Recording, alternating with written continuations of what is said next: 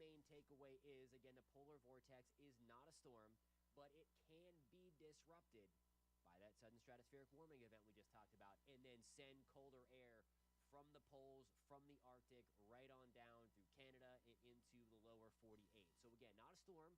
It's a thing that's there, but it can be disrupted, and that's going to be the key as we go forward over the next couple of minutes. Okay, now we're going to get into it. So that pink area above the North Pole, across the Arctic Circle, that is the polar vortex. By the way, again, we are looking into the stratosphere with this, about 10 to 30 miles above our head. At the surface, we have something known as the tropospheric polar vortex, polar jet stream. It's all right there. So the polar vortex, again, is not the polar jet stream. The vortex is a strong low. It contains Arctic air. When it is strong, all of that colder air stays bottled up over northern Canada, through the Arctic Circle, and right underneath that polar vortex into the poles. That's going to come into play in just 1 second. With the sudden stratospheric warming, though, we can see things get disrupted a little bit. So we were just talking again about when the vortex is strong or stable, and this is more often than not here. We have stronger low pressure, again, 10 to 30 miles above our head. The colder air is confined to the north underneath that vortex, and you have that very strong west-east flow. You see the arrows there going around the tip-top of the Earth there. When the vortex, when you get that sudden stratospheric warming event, sometimes that flow stops completely or even gets reversed, and then that's what helps to send all of that colder air from the poles right on down to the south. So when we're talking about the impacts, and I kind of jumped the gun because this is what the graphic is going to show there, I wanted to show you graphically as well. But during a strong vortex, areas closer to the poles tend to be colder than normal, and then areas far south, so the southern half of the country where we live, that is going to be typically warmer than normal. If you are a weather nerd and you like to follow some of the oscillations that we have to measure things like El Nino, La Nina, though there is one to follow for the polar vortex, the tropospheric polar vortex. That's the one that impacts us, and that is the Arctic oscillation. In this case, this is a positive Arctic oscillation. When the Arctic oscillation is positive, it means that we have the strong and stable polar vortex ahead, and it is colder where it should be to the poles. In the example now of when things get a little wild in the weather, or when it has the potential to get a little wild, I'm talking big snowstorms, I'm talking big-time cold getting really far south. That is when we have a weak polar vortex. So we had that sudden stratospheric warming event. Say that 5 times fast. You had that occur. The polar vortex has now been disrupted. It's not really the polar vortex coming to visit, so to speak. It's still there. It is just disrupted. A lot of times, though, and it's not every time, a lot of times that disruption makes its way to the surface, and it's the tropospheric polar vortex that actually sends down some of these surface level colder air, the Arctic air, the polar air that's hanging out well into the poles. So again, that polar vortex is always staying in the stratosphere, but there's also one where humans live in the troposphere, and that is what is actually, or pieces of it come off and then work its way a little bit further to the south. So what you need to know about this is whenever we have one of these sudden stratospheric warming events, the polar vortex can get disrupted. That can sometimes make its way down to the surface. The jet stream, as you see there, gets wavy, it buckles, and when the jet stream gets wavy and buckles, that's when we get storms to develop, and then that is more susceptible to episodes of supplying Arctic air far south. You see it right there again, that big dip in the jet stream to the eastern third of the country. In this example, it's pure Arctic air, pure polar air coming down as a result of the jet stream being wavy from that disruption that happened way into the stratosphere that made its way back to the troposphere where humans live again. So there's a lot going on here, but that is the reason why it's not technically that polar vortex that hangs out on top of the poles. It's, again, at the surface as a result of that disruption. So the impact here to us, and that's the main thing here, when the vortex is weaker, and again, in this example, it is a negative Arctic oscillation. You can follow that on some charts and things like that. When it trends negative, that means that the vortex is weakening, and when the vortex weakens, that helps the jet stream stay weaker, and when the jet stream is weaker, it can be bullied by other things. It gets wavy, and again, when the jet stream is wavy, it turns stormy, and it also allows colder air to plunge in places that not necessarily it is all the time. So again, in-depth version there. The cliff notes is when you have a weak polar vortex, after that sudden stratospheric warming event, you can get big storms, you can get cold, but it's not always a guarantee that the warming and the disrupted stratospheric polar vortex impacts us at the surface. So there's a lot of things. And by the way, that surface impact typically comes 1 to 2 to 3 weeks after the sudden stratospheric warming event. So it doesn't happen instantly. It doesn't happen in real time like it does in the stratosphere. It takes a little bit for this disruption to make it to the surface in the time frame of about 1 to 3 weeks. So say, for instance, we get sudden stratospheric warming in the middle of December. We'll call it December 15th. You can expect, if it is going to have an impact to the surface, maybe things get a little stormy first week of January. Again, if it in fact makes it to the surface. And again, the impacts for us, we typically have the cold air outbreaks as a result of a big disruption of the polar vortex. And the extreme cold can come south. It certainly is sensitive. It does damage to crops. Hard freezes can make their way down into the deep south, into the state of Florida. And, of course, wind chills. It's likely going to be windy. It's going to be stormy somewhere. These things can have the tendency to also bring big winter storms. When the jet stream is wavy like that, you obviously have warmer air coming south a little bit more, colder air dipping to the north, cooler air moving north, colder air moving south, warmer air moving back to the north as well. That's how you get that battle zone and get those bigger winter storms to develop. So next time when you hear sudden stratospheric warming, polar vortex, it could mean some cold is on the way, but it's not a giant storm. Could help it to create one. But just wanted to pass along what those buzzwords mean, as you're likely going to hear that a lot through the colder months in the Northern Hemisphere. Here's a look at your neighborhood nowcast.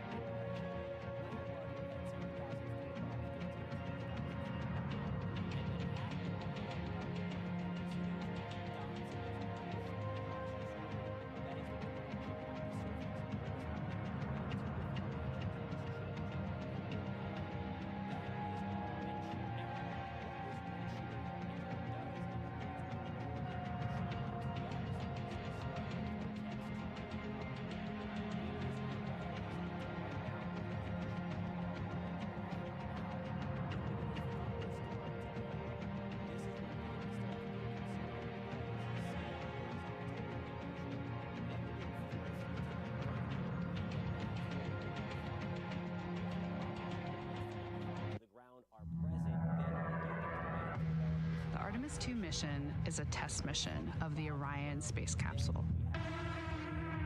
Artemis II will be the first time we put humans on this rocket. We're going back to the moon because it's the next step in our journey to Mars. We were always going to the moon. Pushing ourselves to explore is just core to who we are. That's a part of being a human. And lift off. We shall return. Continuing to test out every bit of Orion. Coming back to Earth, 7 miles a second. When humanity sets big goals, we can bring together genius from around the world. You have the best people on planet Earth putting this vehicle together. That's what's up. To innovate for the benefit of humanity and to inspire the world through discovery. And here we go.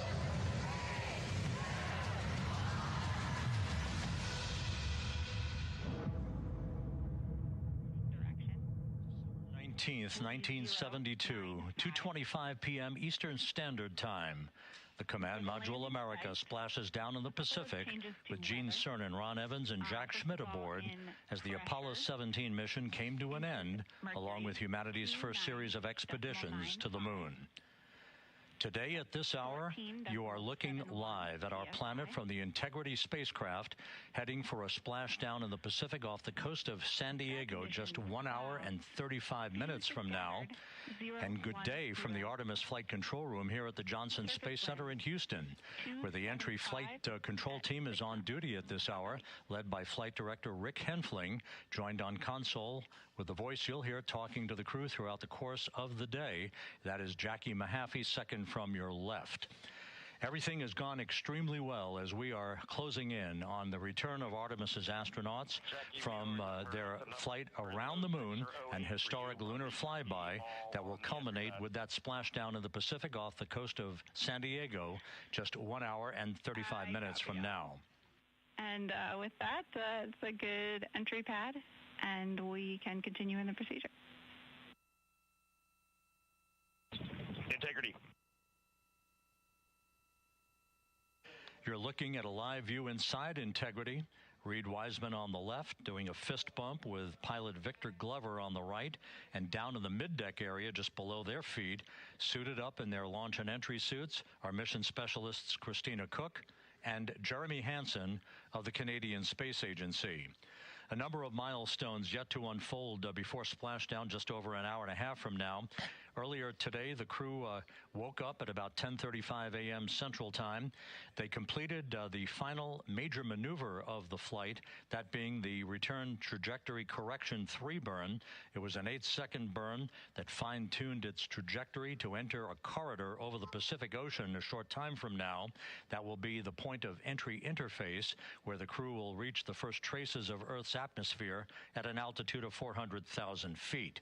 The crew moved into its entry checklist just after 4 p.m. Central Time, suited up in those launch and entry suits, conducted leak checks, and now are in the final stages of their entry checklist. Instruction 115 of entry checklist. SM separation ATP is go. Houston copies. The next major milestone on the route home. Fully zipped, and they're working on EBS and then seating up. We copy. Thanks for the status. Jackie Mahaffey talking to Reed Wiseman aboard Integrity. The spacecraft now about 12,000 nautical miles from the Earth's surface. The next major milestone on tap for the crew will be the handover of communications from the Deep Space Network to the Tracking and Data Relay Satellite System.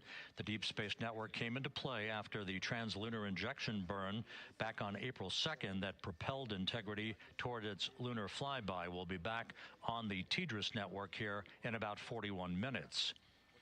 Following that, the next activity will be the pyrotechnic separation of the crew module from the European service module. That is scheduled at 6:33 p.m. Central Time, followed 4 minutes later by one final critical maneuver. That will be a 19-second burn of Integrity's thrusters in what is called the crew module raise burn. Now, what that does is it basically acts If you were sitting in a reclining chair, you'd basically tilt yourself back. It raises the aft end of Integrity ever so slightly, and that is the final opportunity for us to fine-tune the angle of attack of Integrity through the area of peak heating at entry interface that will come a bit later on, about an hour and 18 minutes from now. So after the raise burn, we will be in the final orientation that will minimize any peak heating on the heat shield of Integrity and prior to the time the crew enters the Earth's atmosphere at an altitude of 400,000 feet. Entry interface. This is the critical time where the crew will reach the first traces of Earth's atmosphere at an altitude of 400,000 feet, traveling 34,882 feet per second.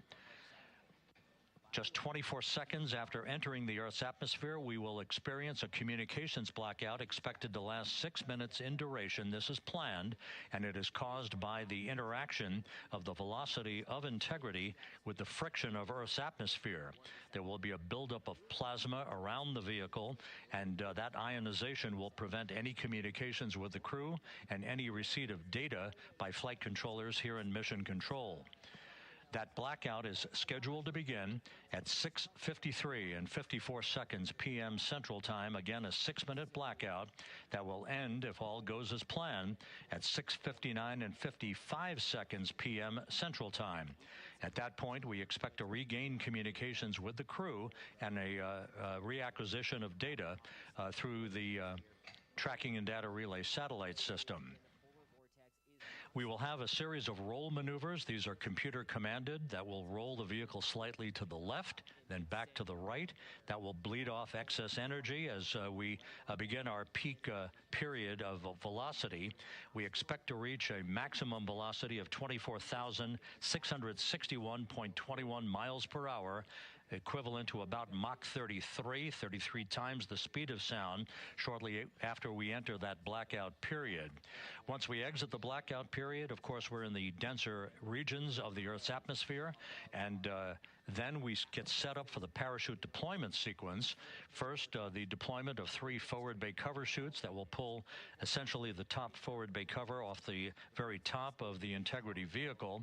That will be followed by the deployment of drogue chutes, and then the final deployment of a series of 3 main parachutes at 7:04 and 44 seconds p.m. Central Time. From that point on, it is about 3 minutes or so until splashdown.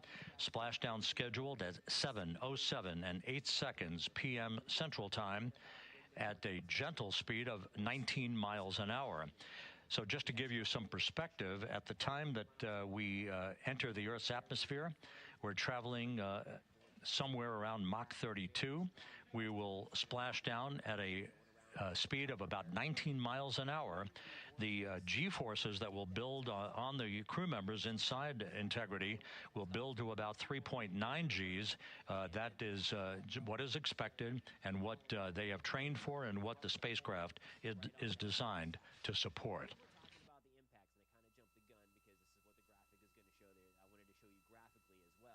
During a strong vortex, areas closer to the poles tend to be colder than normal, and then areas far south, so the southern half of the country where we live, that is going to be typically warmer than normal. If you are a weather nerd and you like to follow some of the oscillations that we have... The latest weather forecast out in the recovery zone off the coast of San Diego is a go forecast from our meteorologists here at the Spaceflight Meteorology Group at the Johnson Space Center. And standing by on the deck of the USS John Murtha is my colleague from the Kennedy Space Center, Megan Cruz. Megan?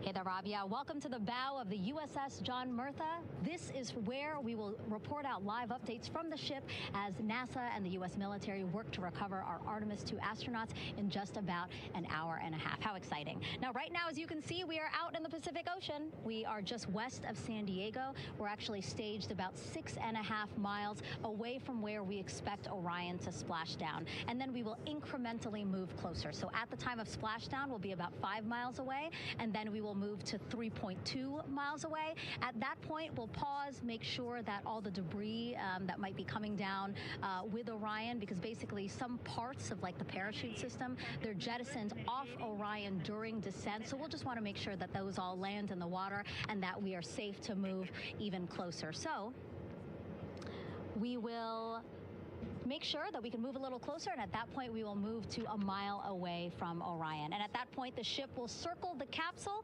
while NASA and Navy recovery forces work to get our astronauts out, and we should have great views of the bow from here. But also we have a ton of cameras all around the ship. For example, we actually have some cameras right to the left of me here on the bow. These are very strong, stabilized cameras. We can really get up close to make sure that we are sharing all the images we have available to you. We also will have some views from above. We actually have 5 planes providing live views of splashdown today. In fact, some of those aerial assets just took off from San Diego minutes ago. And then actually here on the flight deck, you see 4 helicopters, the 2 in the back. Those will take off in about 30 minutes from now, also with live cameras. So again, lots and lots of imagery that we hope to share with you today. And then those 2 helos in the front, those 2 will pluck the crew out of the water and fly them back to our ship.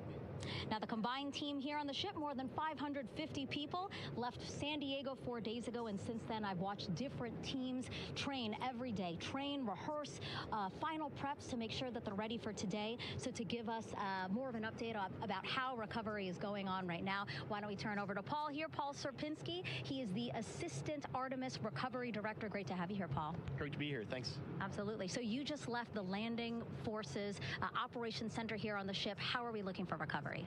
Right now, it's looking great. When I left, they were just about to get into weather briefing with Mission Control Center in Houston. But listening to the loops this morning and everything that's been going on, the reentry trajectory correction burn, the return trajectory correction burn went great. They were right down the money, right on the money, right down the middle, where they should be coming back.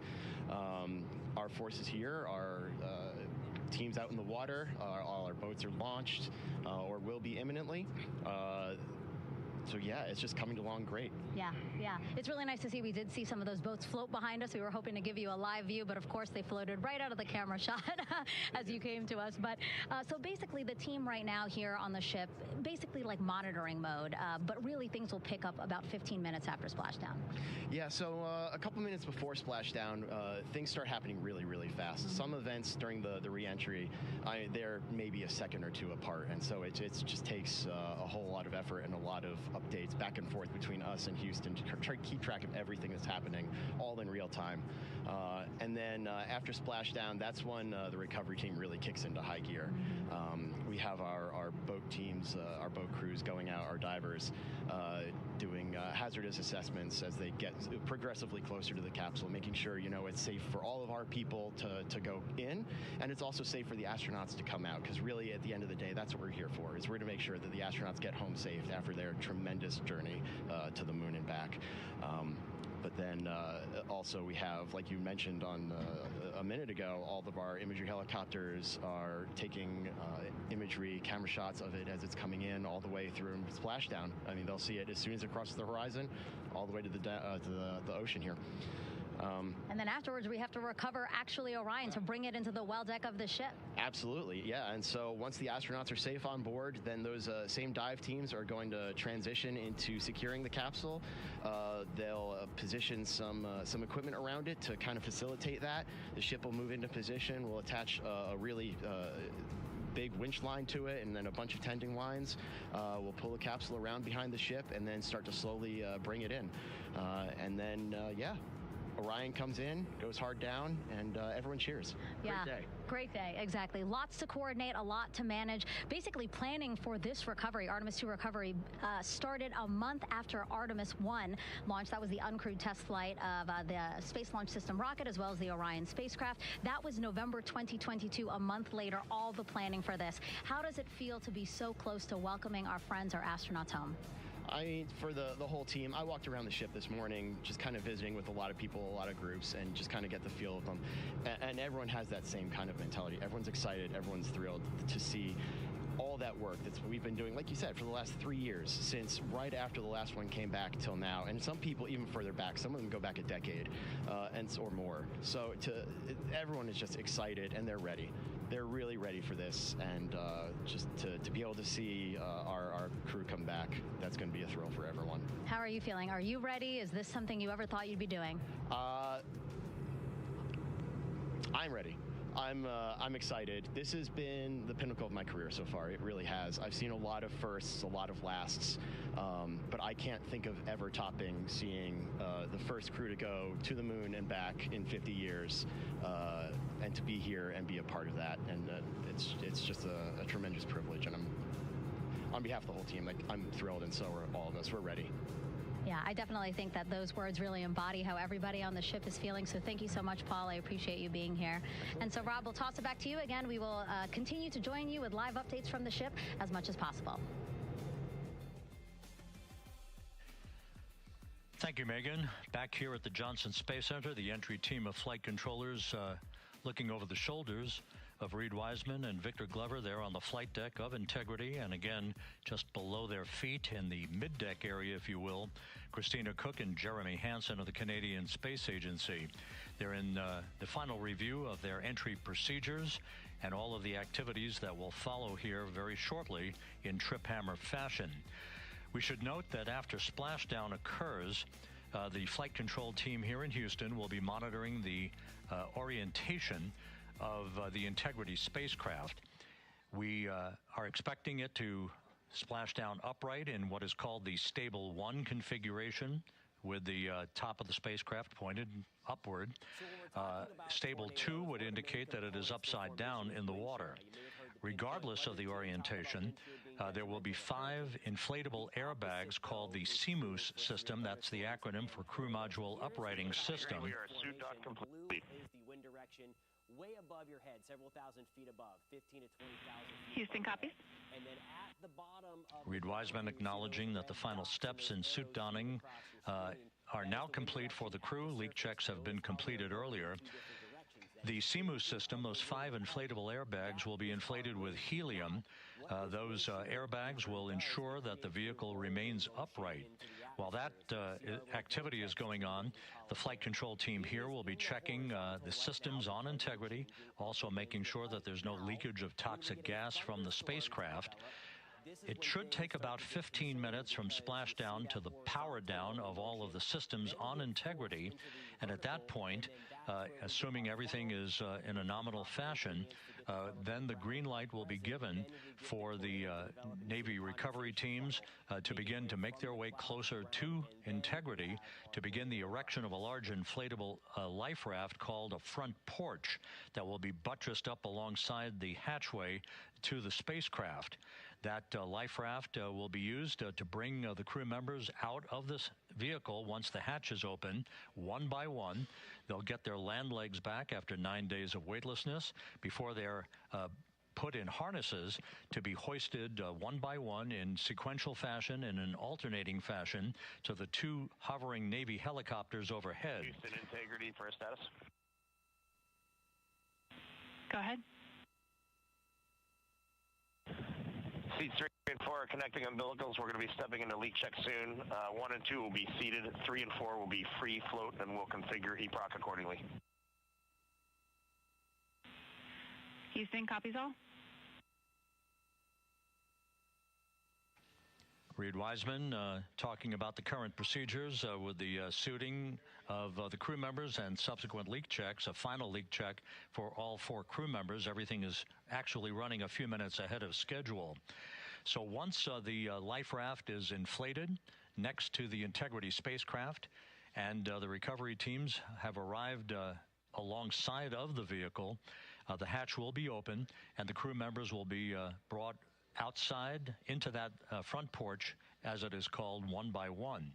They then will be hoisted into the hovering helos overhead, and those helos then will turn around once the 4 crew members are on board, 2 for each helicopter, and will head back to the ship. That should be about a 10 to 15 minute transit. Once the helicopters land on the deck of the USS John Murtha, the crew members will be exiting those helicopters and brought into medical bay on the deck on the ship itself for comprehensive medical exams. They will spend a period of time yet to be determined on board the USS John Murtha before they are flown by helicopter to the shore in San Diego, to the San Diego Naval Air Station, and ultimately will board a NASA jet for the flight back to the Johnson Space Center here in Houston. Just to recap some of the key times that are coming up, we are expecting the separation of the crew module from the service module just 43 minutes from now. That is expected to occur at 6:33 p.m. Central Time, 7:33 p.m. Eastern Time. That will be followed just 4 minutes later by the crew module raise burn, the use of Integrity's thrusters one final time in a 19-second burn to slightly tilt the vehicle up into the correct orientation or angle of attack to ensure that it enters the Earth's atmosphere at the right angle, if you will. That will help deflect the buildup of heat against Integrity's heat shield. This was a deliberate move, a change in the procedures from the Artemis I mission that resulted in unexpected char loss on the Avcode heat shield that had not been intended based on the entry trajectory for the Artemis I mission. What we're doing is we deliberately changed the trajectory of the entry from a skip entry that was about a 3,000-mile transit across the Pacific Ocean. We are expecting now from entry interface to the point of splashdown to have a range of just 1,701 nautical miles, and that in of itself will reduce the exposure time of heating on the heat shield of the spacecraft. Once the raise burn is complete, then the stage is set for entry interface at 6:53 and 31 seconds p.m. Central Time. That means that Integrity will be entering the Earth's atmosphere at an altitude of 400,000 feet, traveling at about 34,882 feet per second, heading for its splashdown site off the coast of San Diego, as you just heard from Megan Cruz on the deck of the USS John Murtha. Splashdown once again under those three main parachutes is expected at 7:07 and 8 seconds p.m. Central Time, 5:07 p.m. Pacific Time, 2.5 hours before sunset. The actual total distance traveled for Integrity from launch to splashdown is estimated at 694,481 statute miles.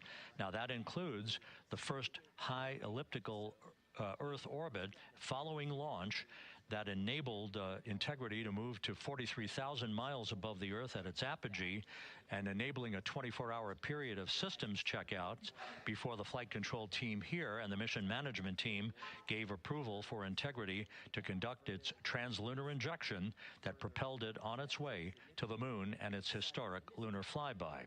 So the total distance we expect this vehicle to have traveled at splashdown, 694,481 statute miles.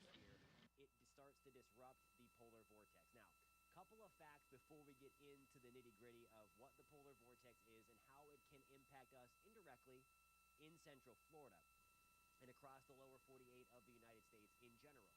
What the polar vortex is, it's an area... With everything proceeding on track and on time aboard Integrity, the vehicle system is in excellent shape as the Earth grows larger in the field of view. Let's go back to the USS John Murtha and Megan Cruz, who is standing by.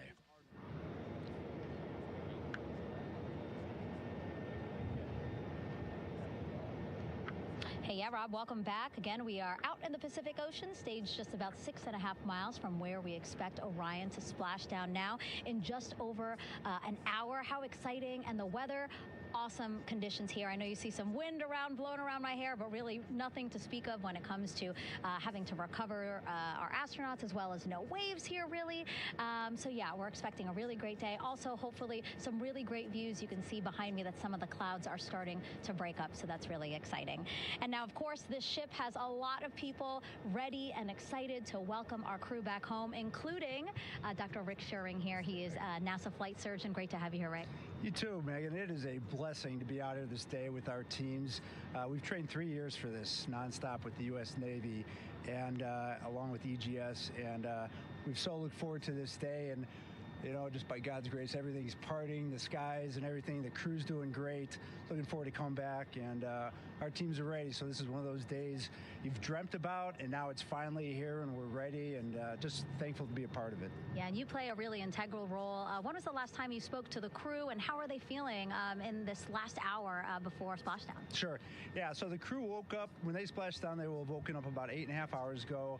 Me and my fellow crew surgeons, Doctors Chris Haas and Rafi Kumjian from this Canadian Space Agency, spoke with them about 6.5 hours ago, just to double check on how they were doing, if there's any medical issues, you know, how they slept, and then kind of go over their landing day protocol for their medications, for what we call a fluid load, to try to replace some of the fluid and electrolytes that they've lost with just a normal space adaptation. Once they got to space, they kind of have to replace some of that fluid to help them with the whole landing kind of readaptation to 1G, which they haven't done for the last 10 days.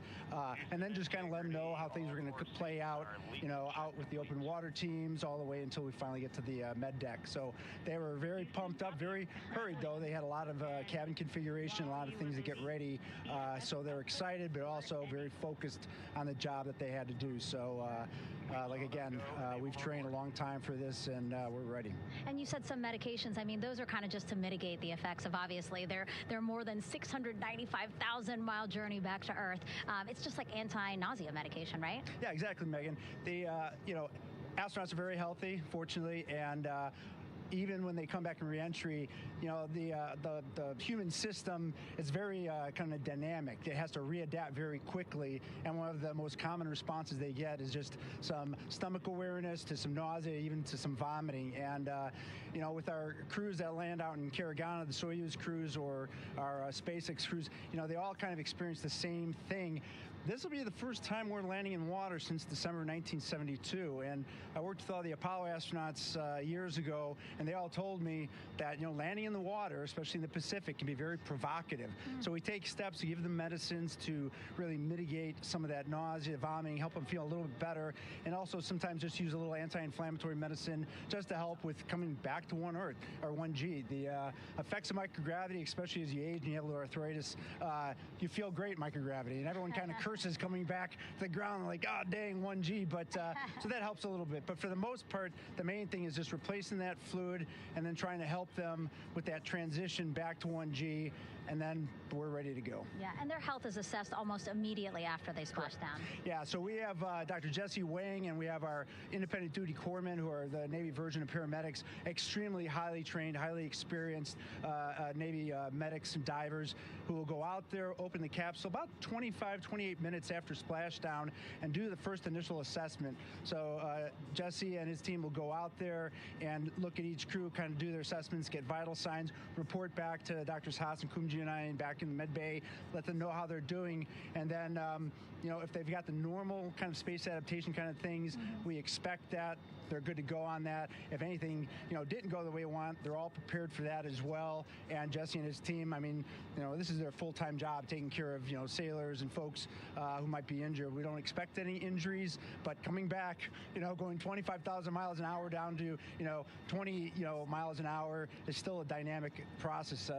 I've heard it described as, you know, kind of like a car crash. And then the crew will be ready to go, and Jesse and his team will make that transition to get them out to the front porch, do assessments on them again, call it to our med bay, and then once we have that and they're all good to go and the crew's feeling okay, we'll hoist them up in the helos.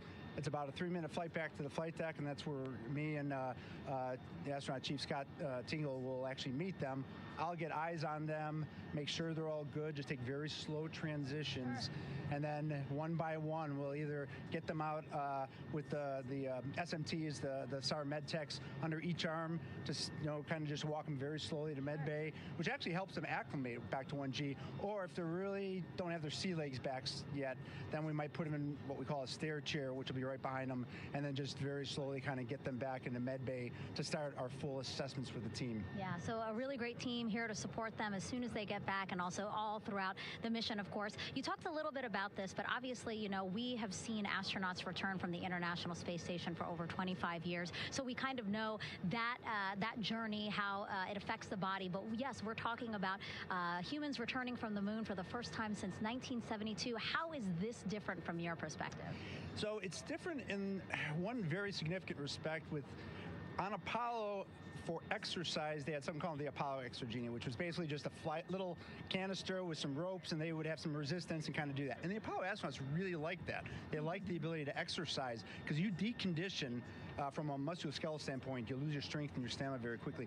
We had something called the Orion flywheel, which was able to impart much greater loads in terms of resistance, so they're able to do squats, deadlifts, different things, not dissimilar to what the ISS astronauts do, but with a lot less room to do it. And they also did rowing activities for cardiovascular health, and the crews loved it. But for the lunar crews, the future lunar crews, maintaining that physical conditioning, which our astronaut strength conditioning rehabilitation specialists, affectionately known as the ACERs, back in Houston, really work hard to get them in the best shape they're going to, have to be in to get to the moon.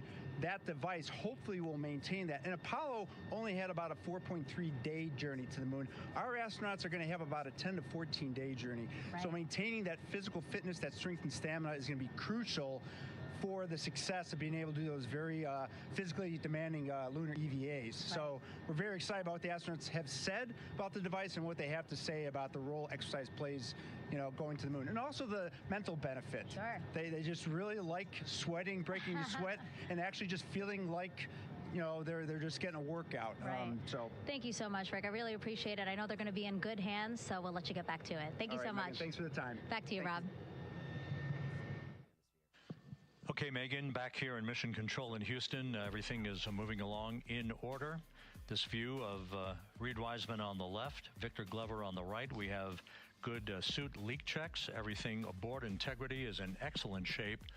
The vehicle, with the Earth growing larger and larger in the field of view, we're now just about 8,200 nautical miles away from Earth and closing in for a splashdown just 1 hour and 5 minutes from now.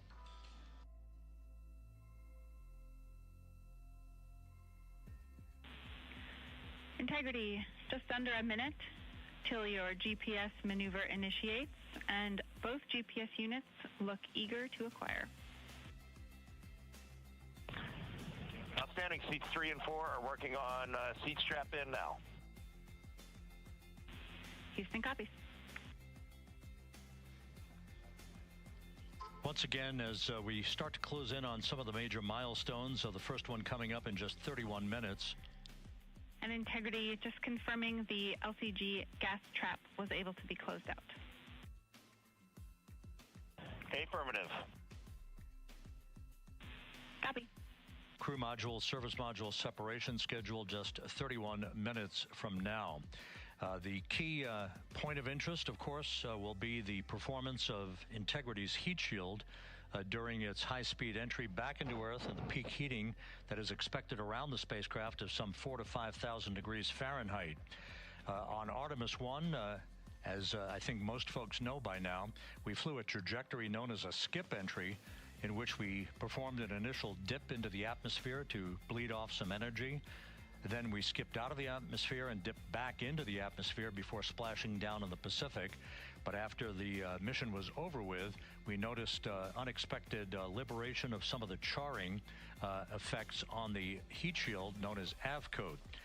Before the flight, we had an opportunity to sit down and talk with Entry Flight Director Rick Henfling to get a perspective on what this all means and how the mission was redesigned to try to protect Integrity's heat shield to a higher extent. Let's take a look at that interview. Returning from the moon is a lot different than deorbiting from low Earth orbit. When we return from the moon, we expect to achieve velocities upwards of 36,000 feet per second. And in order to slow down to a nice, graceful splashdown in the Pacific Ocean, the flight crew is going to experience between 3 and 4 times the force of Earth's gravity. On Artemis I, pressure buildup inside the char layer of the heat shield resulted in the char losses we saw. NASA established a Tiger team whose job was to investigate the cause of the problem and then make recommendations on how to fly the Artemis II mission safely and successfully. And so for Artemis II, we are going to fly a profile that ensures the spacecraft will not see that same type of pressure profile. And so the char losses seen on Artemis II will not be like the ones that we saw on Artemis I. And then at the bottom of the ground here, you see those red dots and those... Rick Henfling indicated that the orientation of the spacecraft and the shortening of the distance of transit to the splashdown zone from the point of entry interface when we reach the top of the Earth's atmosphere, which will be coming up at 6:53 and 30 seconds p.m. Central Time, should do the trick in minimizing the deleterious forces against that heat shield that were noticed on the Artemis I mission. We think we see a beautiful sunrise over the west coast of Australia. Then get forced into the vertical, and then that's where we get our funnel. If the proper ingredients to get the funnel we copy. Present, then we get the tornado to develop, and you see the condensation. Commander Reed Wiseman reveling in his final hour in space on this mission as Integrity is passing over the southwest coast of Australia now at an altitude of some 7,600 nautical miles. That will begin the southwest to northeasterly transit across the Pacific Ocean. Let's talk a little bit more about some of the highlights and some of the numbers associated with the points of interest here. We are 27 and a half minutes away from crew module, service module separation. That will be followed about 3.5 minutes later by the raise burn that we've discussed, a 19-second burn of Integrity's thrusters to fine-tune its angle of attack as it enters the Earth's atmosphere. Entry interface is scheduled 47.5 minutes from now. That's the point at which we will reach the top of the Earth's atmosphere, traveling about 34,882 feet per second at an altitude of 400,000 feet. Just 24 seconds after entry interface, we will begin a blackout period of 6 minutes in duration at 6:53 and 54 seconds p.m. Central Time. Now, right about 10 seconds after the blackout period begins, we are expected to reach peak speed, which would be 24,661 miles an hour. That'll be about 103 miles an hour short of the velocity record set by the Apollo 10 astronauts, Tom Stafford, Gene Cernan, and John Young, when they returned from the moon on the Apollo 10 mission in 1969. That blackout period is expected to last 6 minutes in duration. At 6:54 and 52 seconds p.m. Central Time, we'll reach our peak heating period of about 4,000 to 5,000 degrees while we're in a communications blackout from Integrity and its astronauts. That blackout should end at 6:59 and 55 seconds p.m. Central Time, at which point we expect to regain communications with the crew. Capcom Jackie Mahaffey here in the flight control room will be talking to the crew, calling them, and we'll await a response from the crew as they come out of that blackout period. And at that point, their altitude will be just 157,000 feet above the Earth, traveling at 13,000 feet per second with a range to splashdown of just 147 nautical miles.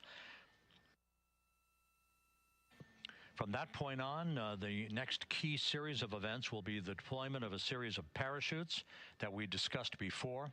First, the forward bay cover chute deploy that will pull the forward bay cover away from the top of Integrity, followed by drogue chute deploy, and then the main chute deploy that's expected at 7:04 and 44 seconds p.m. Central Time. That will begin the gentle descent of Integrity towards its splashdown at just a velocity of just 19 miles an hour, and that will begin the recovery operations that you just heard Megan Cruz discuss with her folks on the USS John Murtha. All of Integrity's systems in great shape. The crew is suited up. Leak checks complete as we stand by for the next major milestone, which will be the crew module service module separation just 24.5 minutes from now.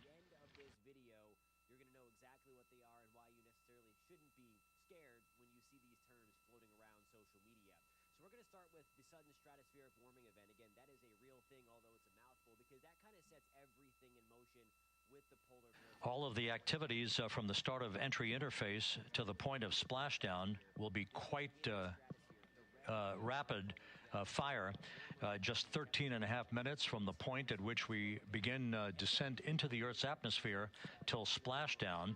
And just to show you, as Rick Shearing, the flight surgeon, alluded to in his interview with Megan Cruz, all of this happens to decelerate the vehicle from traveling around Mach 33 to just 19 miles an hour at splashdown. All of that happening in just 13 and a half minutes. But the vehicle and the parachutes are all designed to support all of that.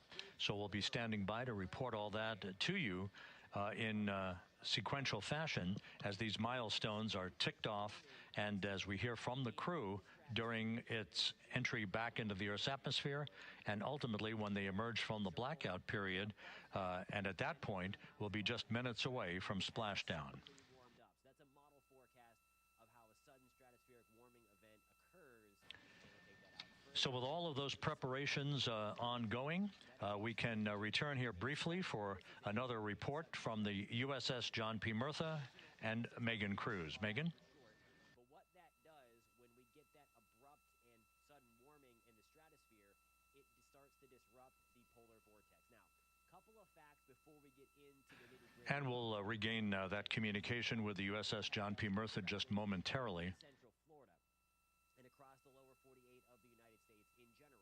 In the meantime, everything is on track aboard Integrity, the flight control team here in Houston, led by Entry Flight Director Rick Henfling. The voice you will hear talking to the crew is that of Jackie Mahaffey. She will be reporting everything to the crew and receiving their reports as they enter the Earth's atmosphere for their 13-and-a-half-minute plunge back into the atmosphere for splashdown off the coast of San Diego. Now we have the ship back with us and Megan Cruz aboard the USS John P. Murtha. Megan? 11 balloon, right?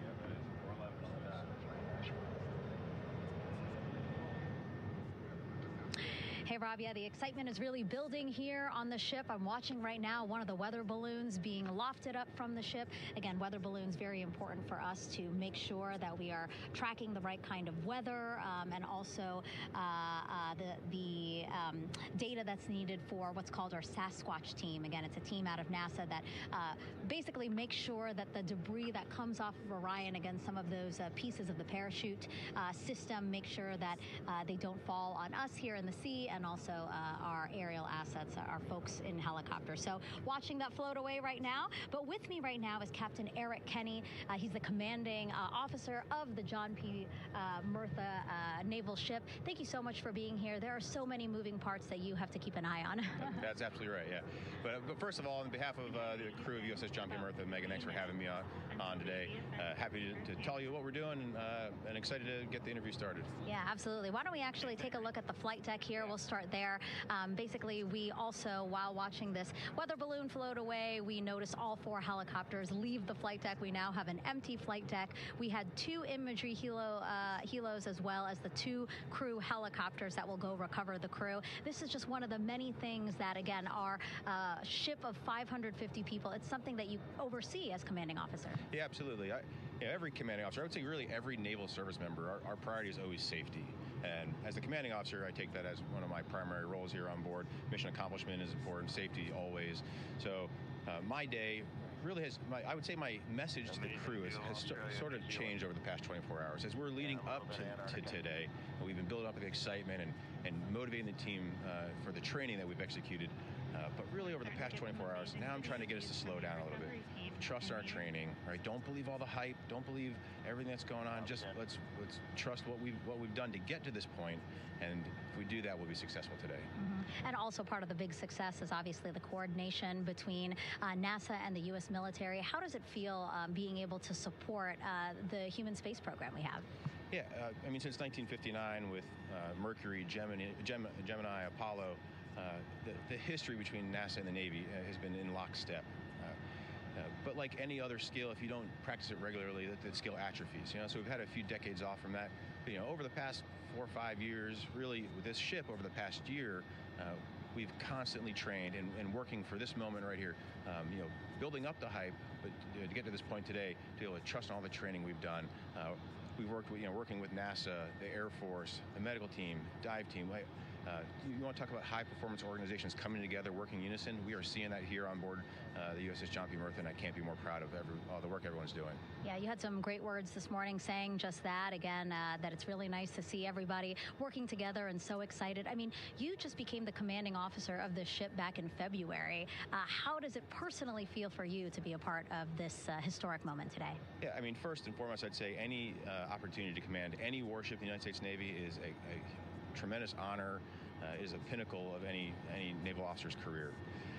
That being said, as my change of command was approaching, and I realized that Artemis was going to be in the window here, to say that I'm humbled and honored to be here is an understatement. What really just excites me is the opportunity to see this crew, who has been training so hard over the past year plus, come together. It is what inspires me. Listening to NASA and the ownership and pride they take, they make my crew better. I think we're making NASA better together. That synergy is something that I'm happy to see and hopefully take forward with me in my career. Yeah, it's all about partnerships. We couldn't do it without you, and we couldn't have gotten to the moon without our international partners as well. So thank you so much, Captain. It was really great to have you here today. Thanks, Megan.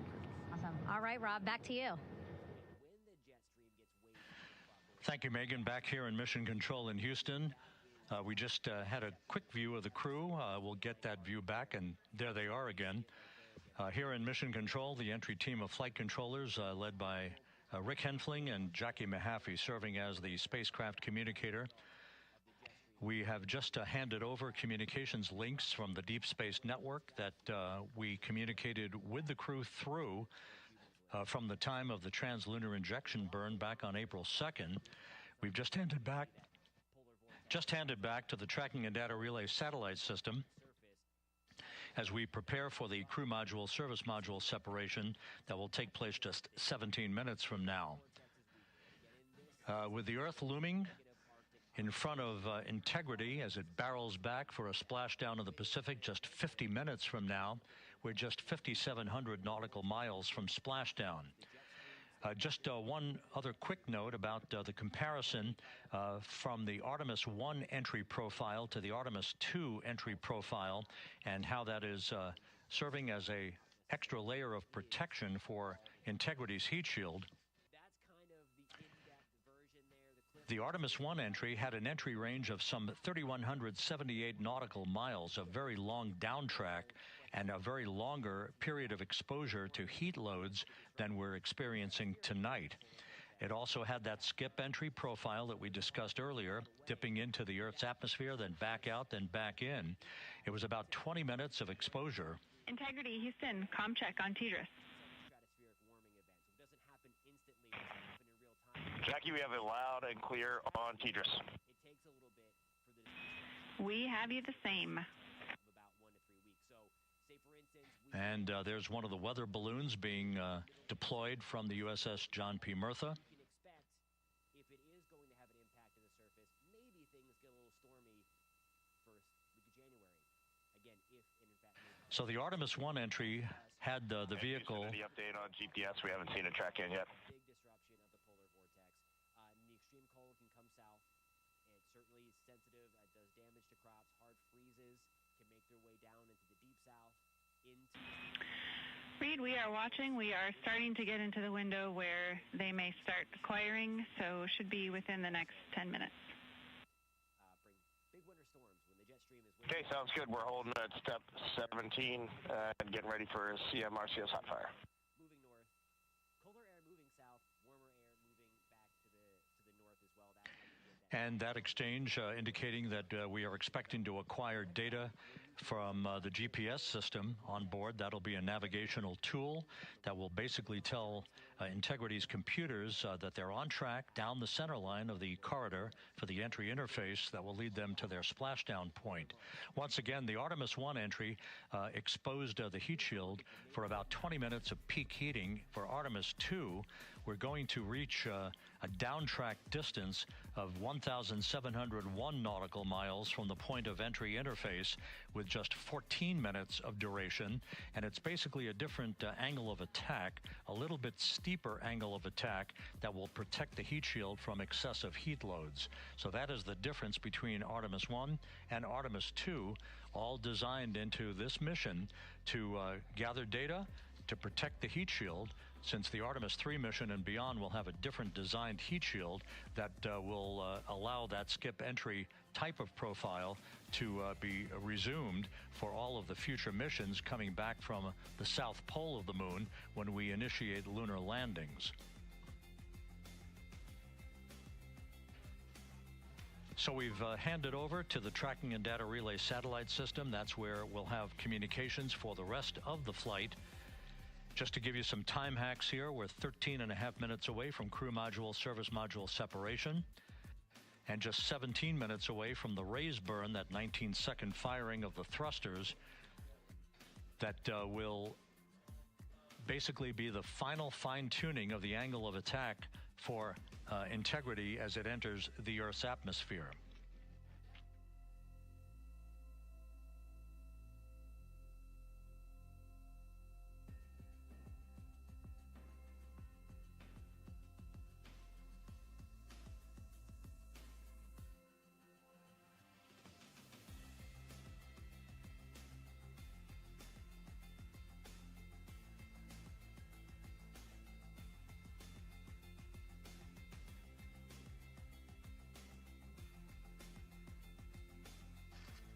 And once again, a dueling box view of some of the assets that are involved in recovery operations today.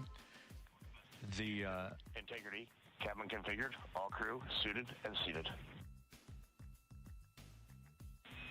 Houston, copies.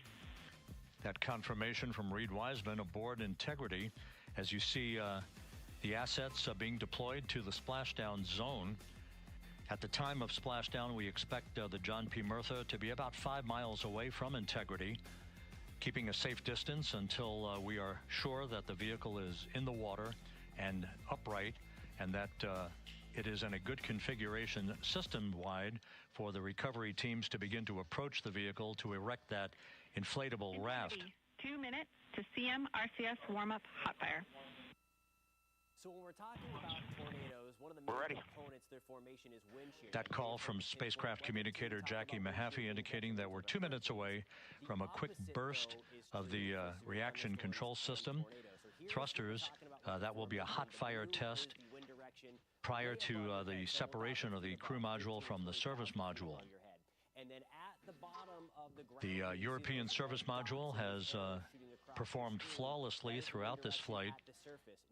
Everything, all the burns that had been prescribed for that service module have been executed on time and without a problem. There is the European flight control room that has overseen the manufacturing, the design of the European service module. They deserve quite a bit of credit on this mission for not only propelling the Integrity and its astronauts toward the moon, but also conducting the fine-tuning of its trajectory to bring it to this point where we are dead spot on down the middle of the corridor trajectory-wise to bring Integrity down for its splashdown in the Pacific just 44 minutes from now.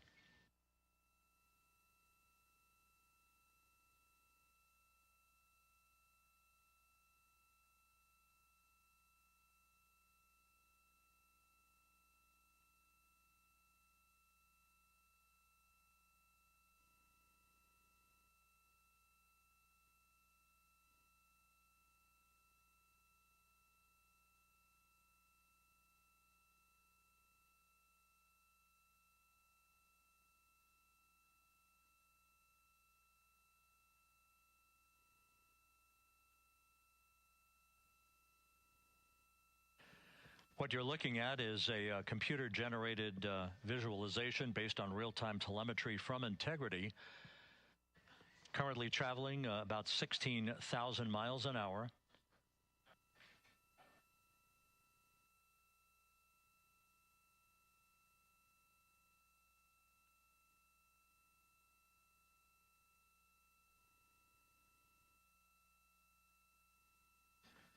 Integrity traveling about 16,000 miles an hour. For the prop cautions, we're taking a look. Copy that. Now just about 5,100 miles from Earth. Splashdown scheduled 43 minutes from now. We're just 9.5 minutes away from the crew module service module separation.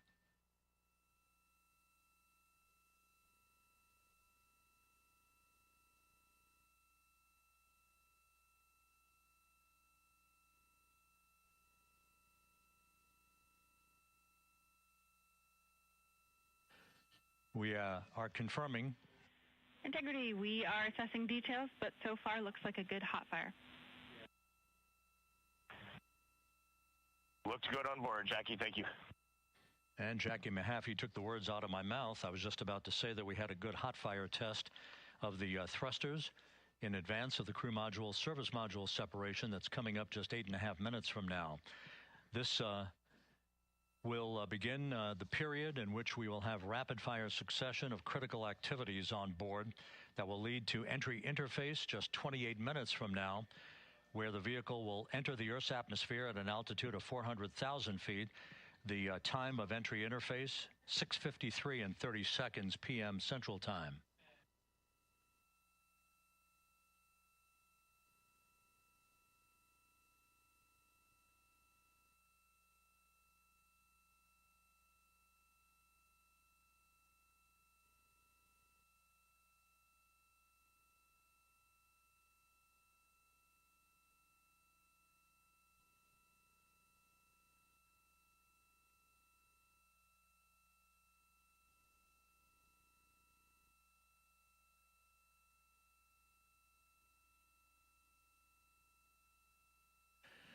Integrity's astronauts were awakened at mid-morning to begin their entry preparations.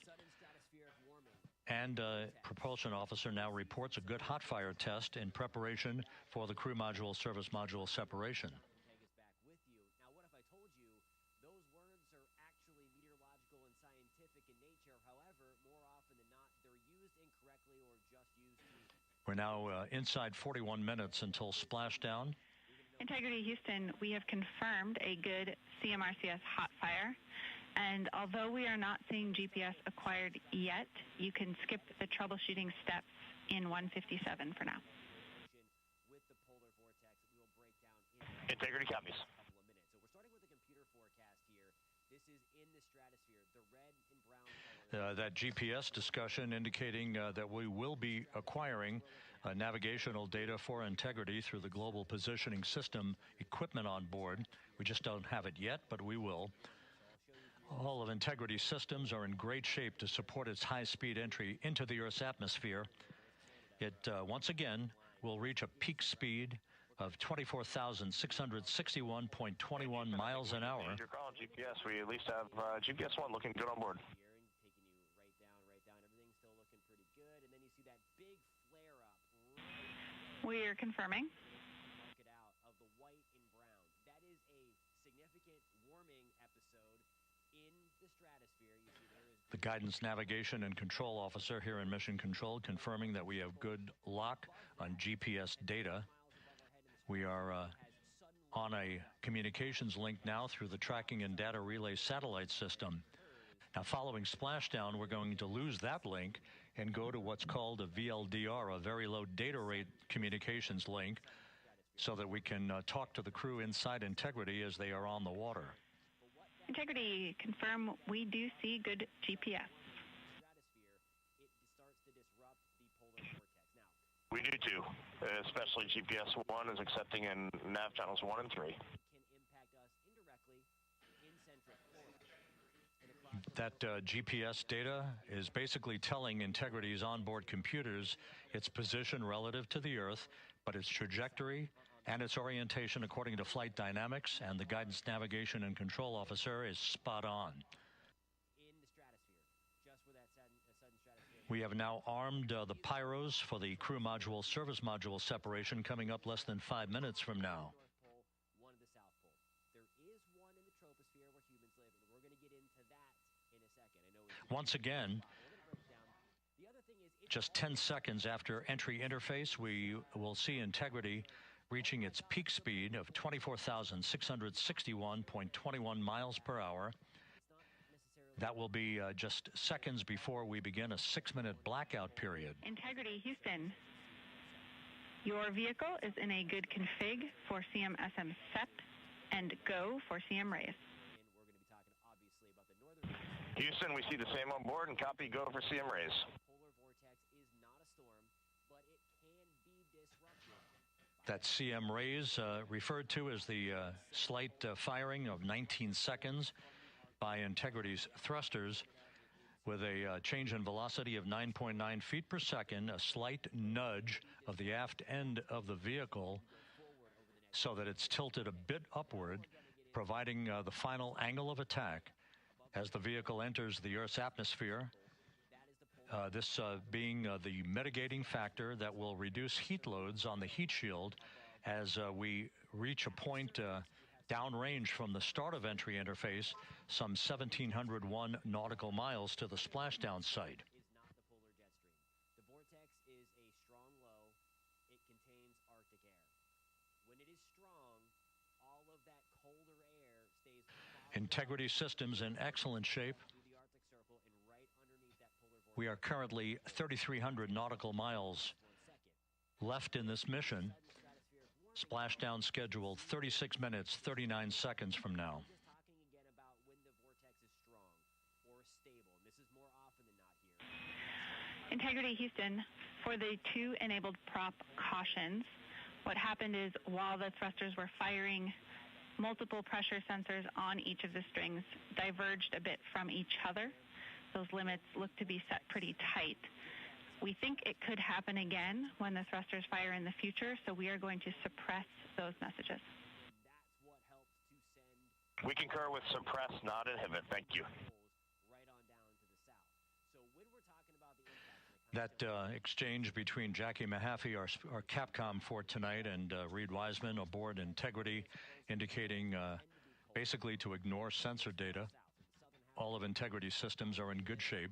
that is going to be typically warmer than normal. If you are a weather nerd and you like to follow some of the oscillations that we have to measure things like El Nino, La Nina, though there is one to follow for the polar vortex, the tropospheric polar vortex.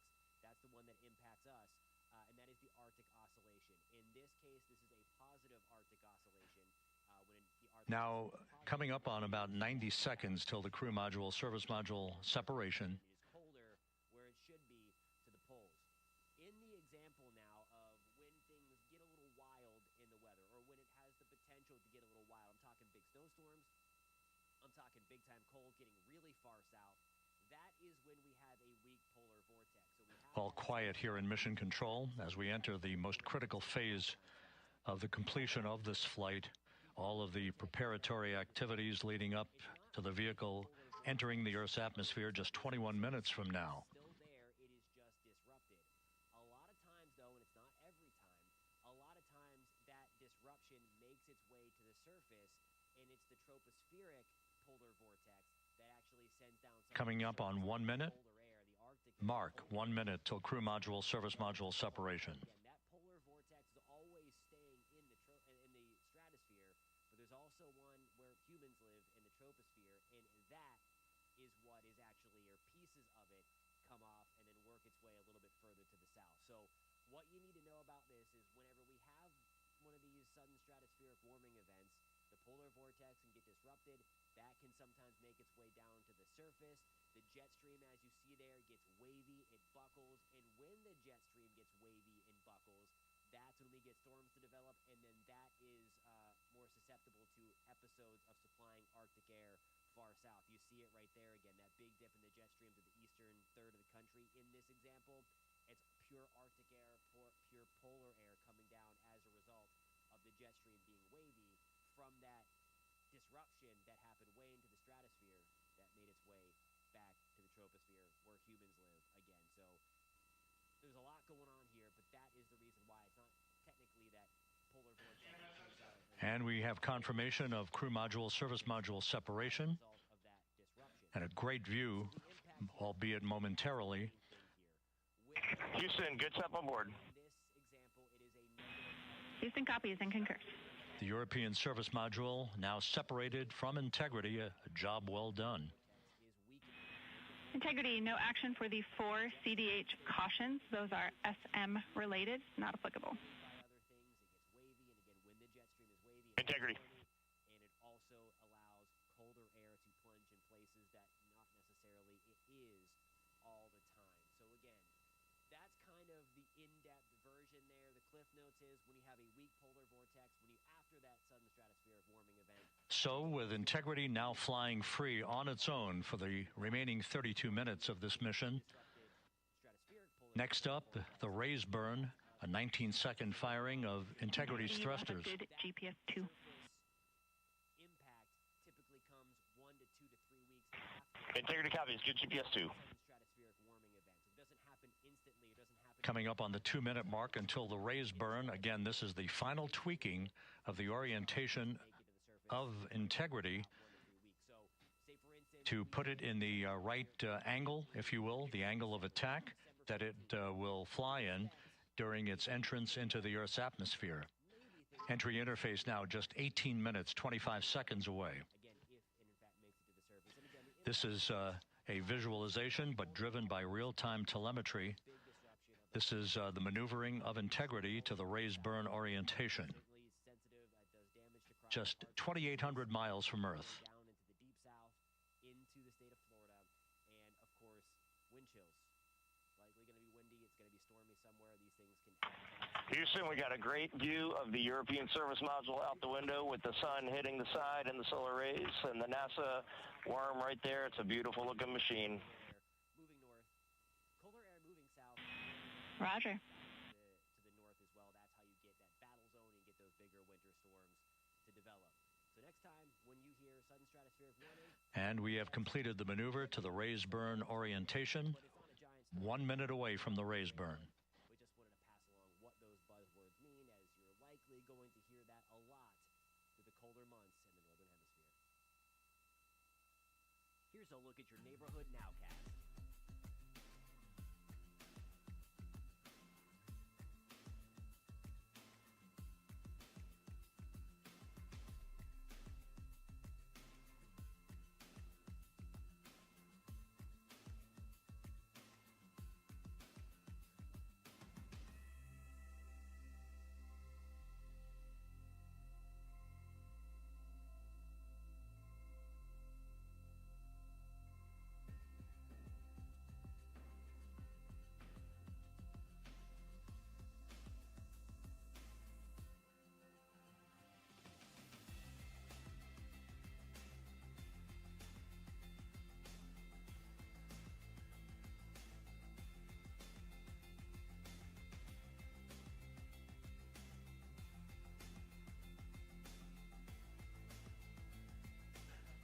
And the crew module raise burn is underway. A 19-second firing of the thrusters. And we have a completion of the burn.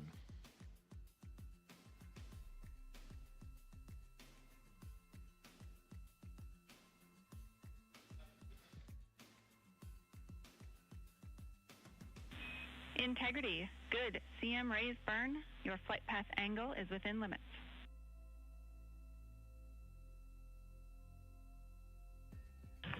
Integrity copies. Looks good on board, Jackie. So the final maneuver is now complete.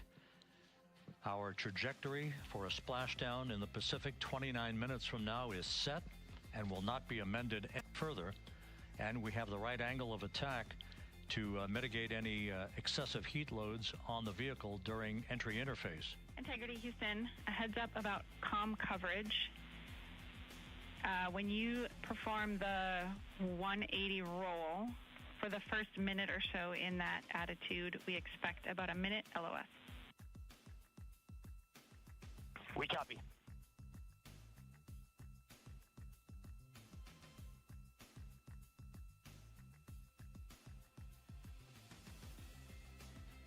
So for those who are watching the series of events coming up, we will enter the first traces of Earth's atmosphere 14 minutes, 45 seconds from now. 6:53 and 30 seconds is what is pegged for entry interface at an altitude of 400,000 feet, traveling at approximately 34,800 feet per second, range to touchdown or splashdown, 1,701 nautical miles. 24 seconds after entry interface, we will enter a 6-minute blackout period in which we will lose communications with the crew. This is expected due to the buildup of plasma around the vehicle. That's an ionization effect due to the collision, if you will, of the velocity of the spacecraft with the friction of the Earth's atmosphere. That 6-minute blackout is expected to begin at 6:53 and 54 seconds p.m. Central Time. During that period of time, we will reach our peak speed of 24,661 miles per hour. That comes just short, based on unofficial data from the flight dynamics officer right now, will come just short of the velocity record set by Apollo 10 of 24,791 miles per hour in 1969. We expect peak heating on the vehicle at 6:54 and 52 seconds p.m. Central Time, a minute and 22 seconds into entry interface. At that point, we will be just 204,000 feet above the Earth, traveling at 33,000 feet per second. The blackout period is expected to last 6 minutes. We expect that blackout period to end at 6:59 and 55 seconds p.m. Central Time.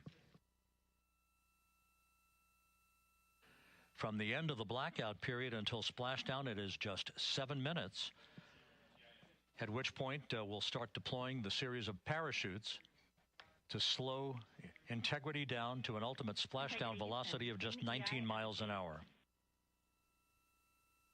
We see the same, waiting for the 180 rolls.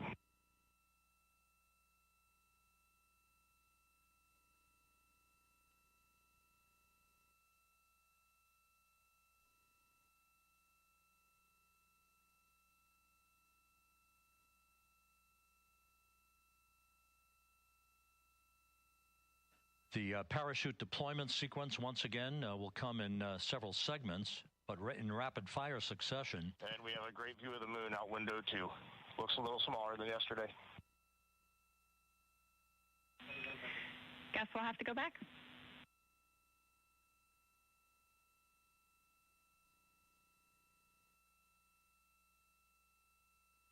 Reed Wiseman and Jackie Mahaffey exchanging discussion on a view of the moon that Integrity's astronauts are seeing in the final minutes of this mission that will be completed with splashdown just 25 minutes from now. 3 forward bay cover parachutes will be used to pull the forward bay cover off the top of the vehicle.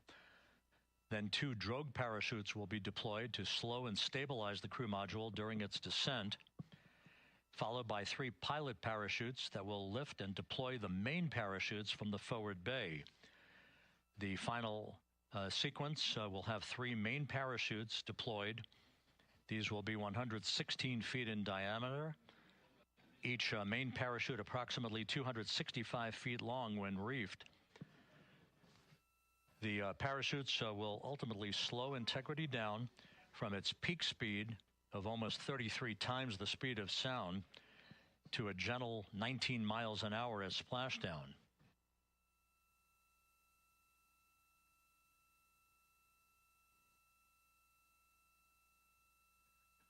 The vehicle is now currently in a roll to the proper attitude for entry interface.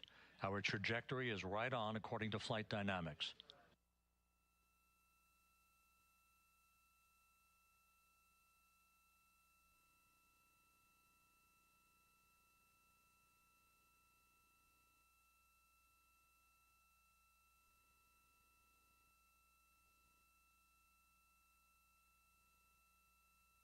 Integrity is on a trajectory from southwest and northeast across the Pacific Ocean, descending at a rate of 15,000 feet per second.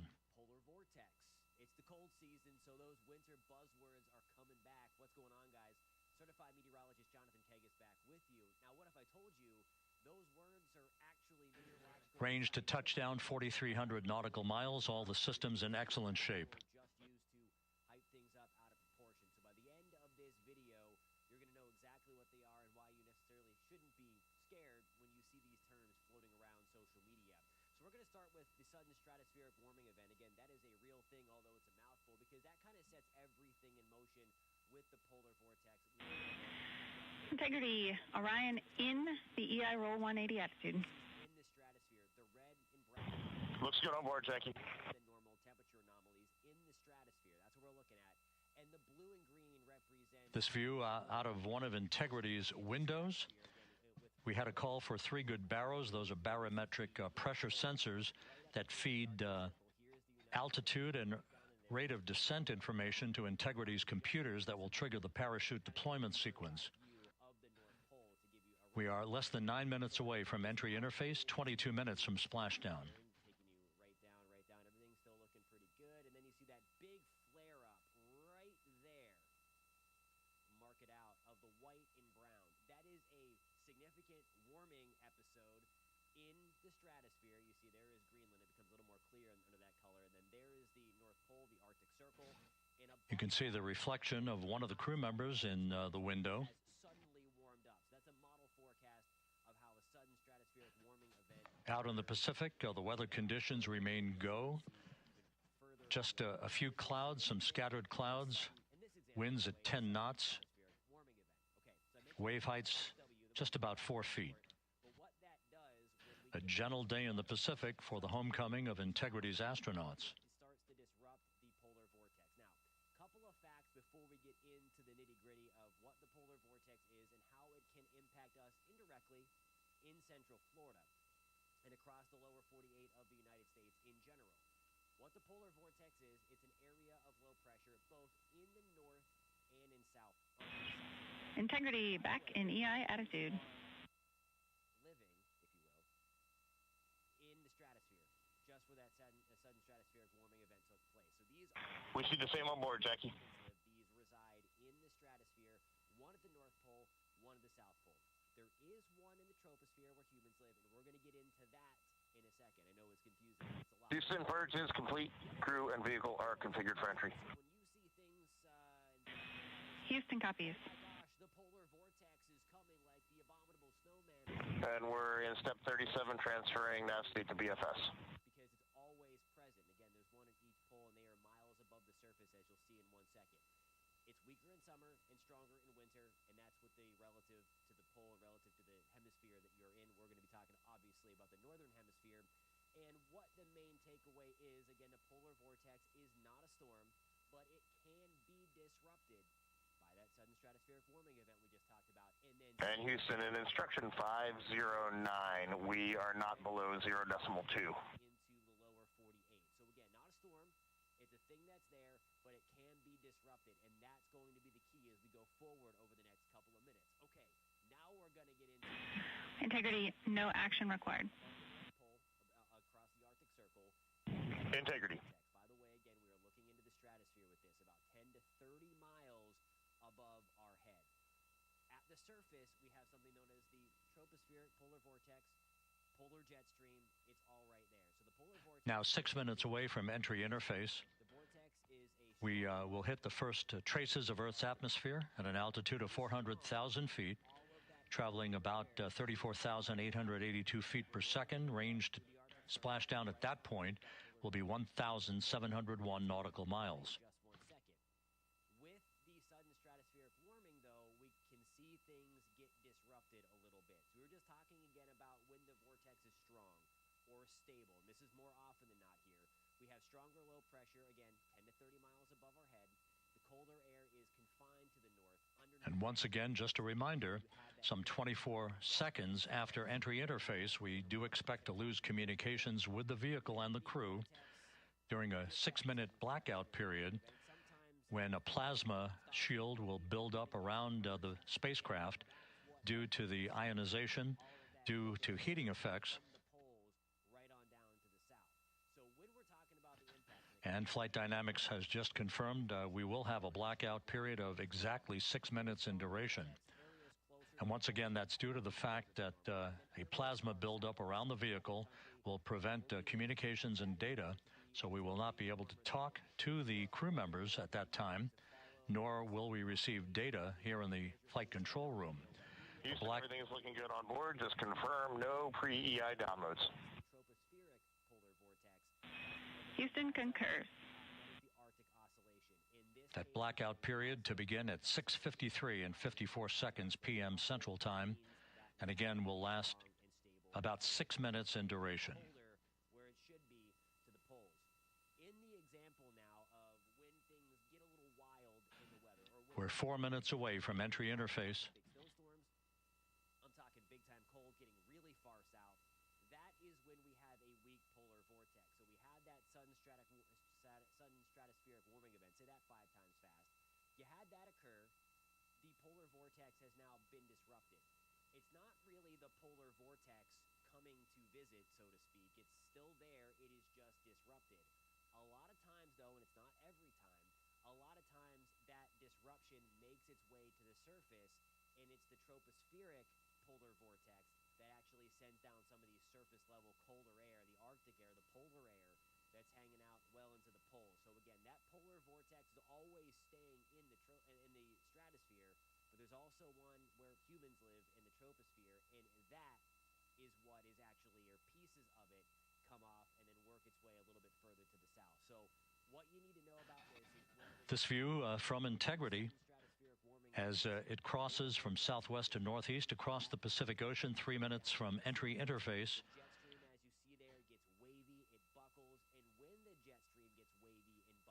16 and a half minutes till splashdown.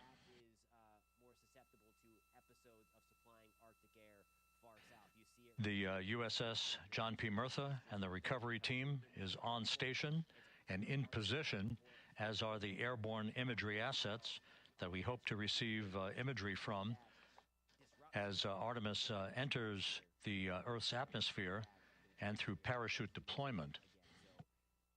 There's a lot going on here, but that is the reason why. It's not technically that polar vortex that hangs out on top of the poles. It's, again, at the surface as a result of that disruption. So the impact here to us, and that's the main thing here. All of Integrity's systems are in great shape. The crew is ready to complete its mission just 15 and a half minutes from now. All of the activities today have gone off in perfect fashion. No issues with the vehicle, no issues with the crew. And the weather at the splashdown site is go.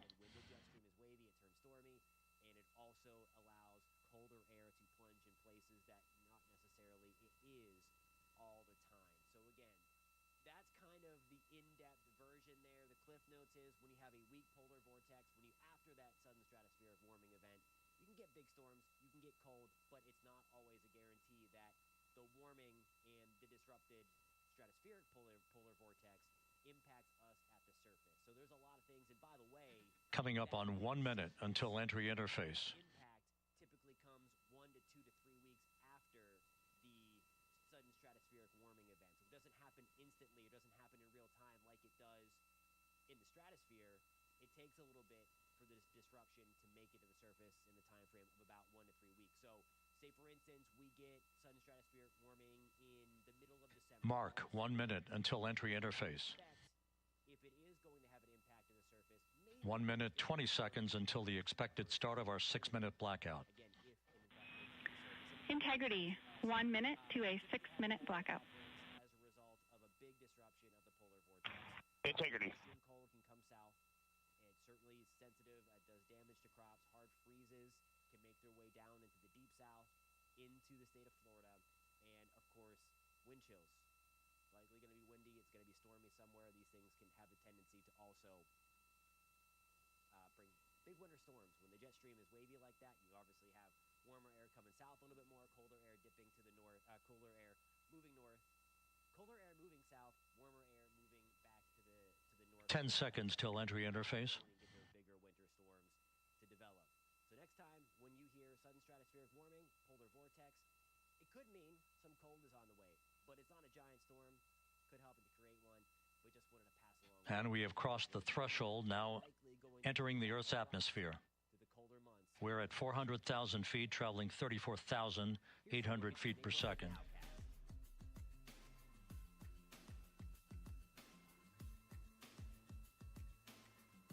Time to splash down, 13 minutes, 10 seconds.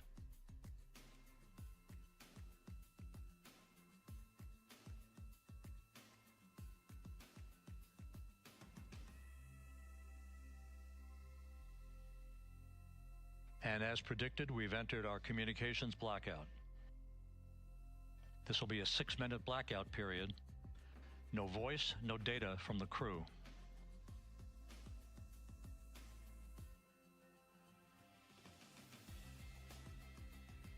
We're 30 seconds away from the anticipated point of peak heating on the vehicle, where temperatures will rise to about 4,000 to 5,000 degrees Fahrenheit.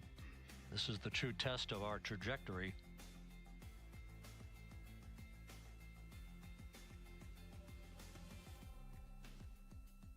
And from the G5 aircraft in the vicinity of the splashdown zone, this view of integrity. So that pinpoint of light shows the vehicle as it enters the period of peak heating in the Earth's atmosphere, the first tug of gravity being felt by Integrity's astronauts since their launch back on April 1st.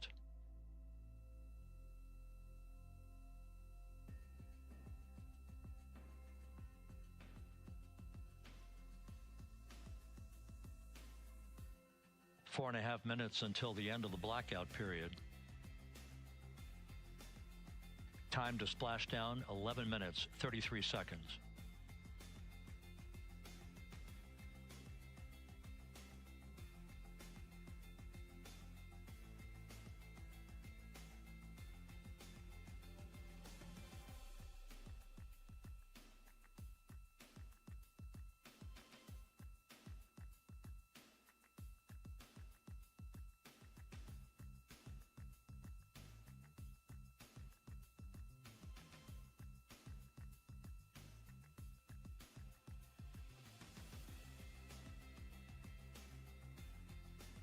The landing and support officer reports that the P-3 has acquisition on Integrity.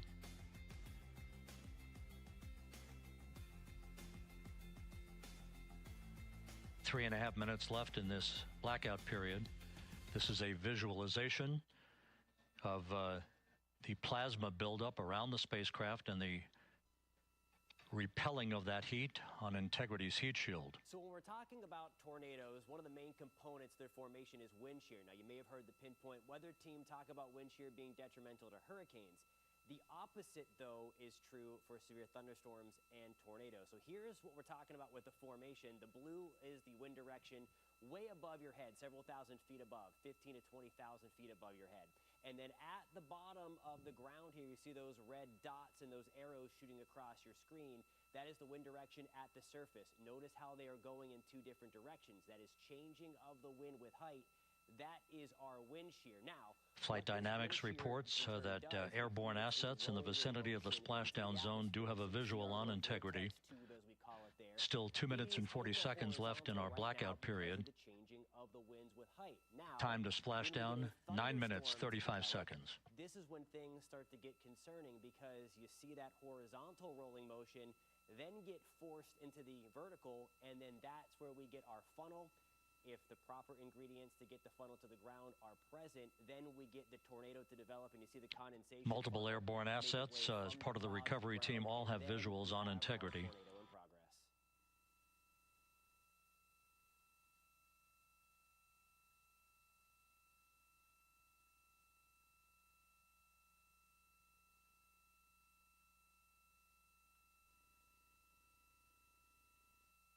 And the WB-57 flying in the splashdown zone also has a visual. And the Navy helos also have visuals.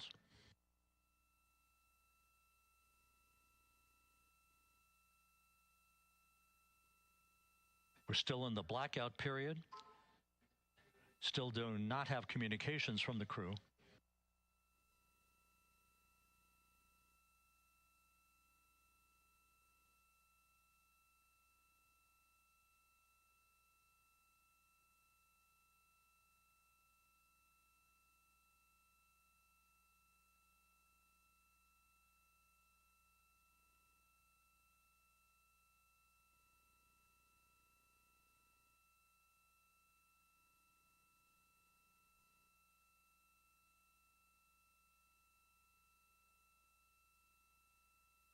We're standing by for communications from the crew.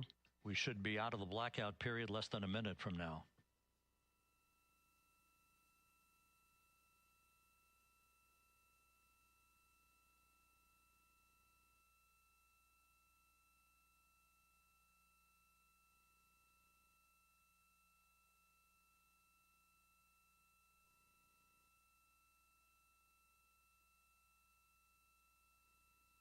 We are now processing data from Integrity.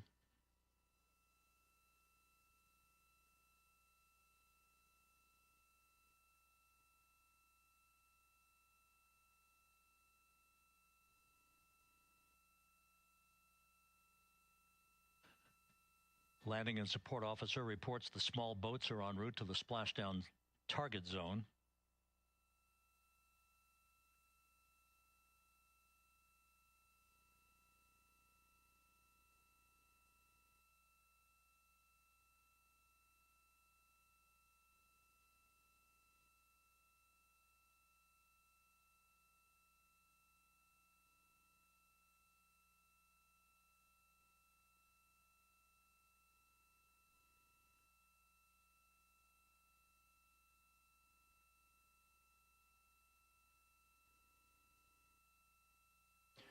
Passing through 150,000 feet, our trajectory is perfect. We're getting intermittent views of Integrity. Still waiting to establish voice communication.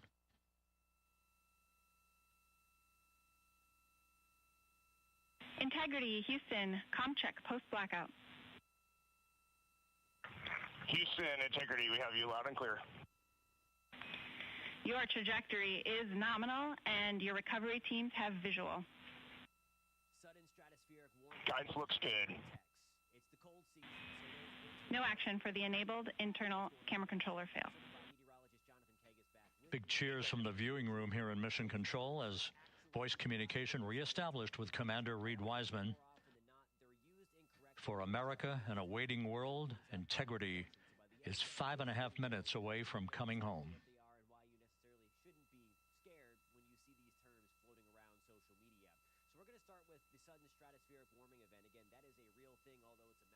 Passing 100,000 feet now. Range to splash down 19 nautical miles. The red and brown colors represent warmer than normal temperature anomalies in the stratosphere. That's what we're looking at. And the blue and green represents the below normal temperatures in the stratosphere, again, in relation to normal. So I'll show you here. This is the North Pole right up in here, the Arctic Circle. Here's the United States right down in there. There's Canada, where I'm drawing that blue line just to give you some reference. We're kind of taking the bird's eye view of the North Pole. Integrity, impact to the camera controller fail is no cab 1 views of the chutes. Everything's still looking pretty good. And then you see that big flare up right there. Integrity. Mark it out of the white and brown. That is We're processing good data through the GPS system. A good view of Integrity. Time to splash down 4.5 minutes. And then there is the North Pole, the Arctic Circle. And above that, 10 to 30 miles above our head in the stratosphere, it has... And a view of Integrity from the WB-57.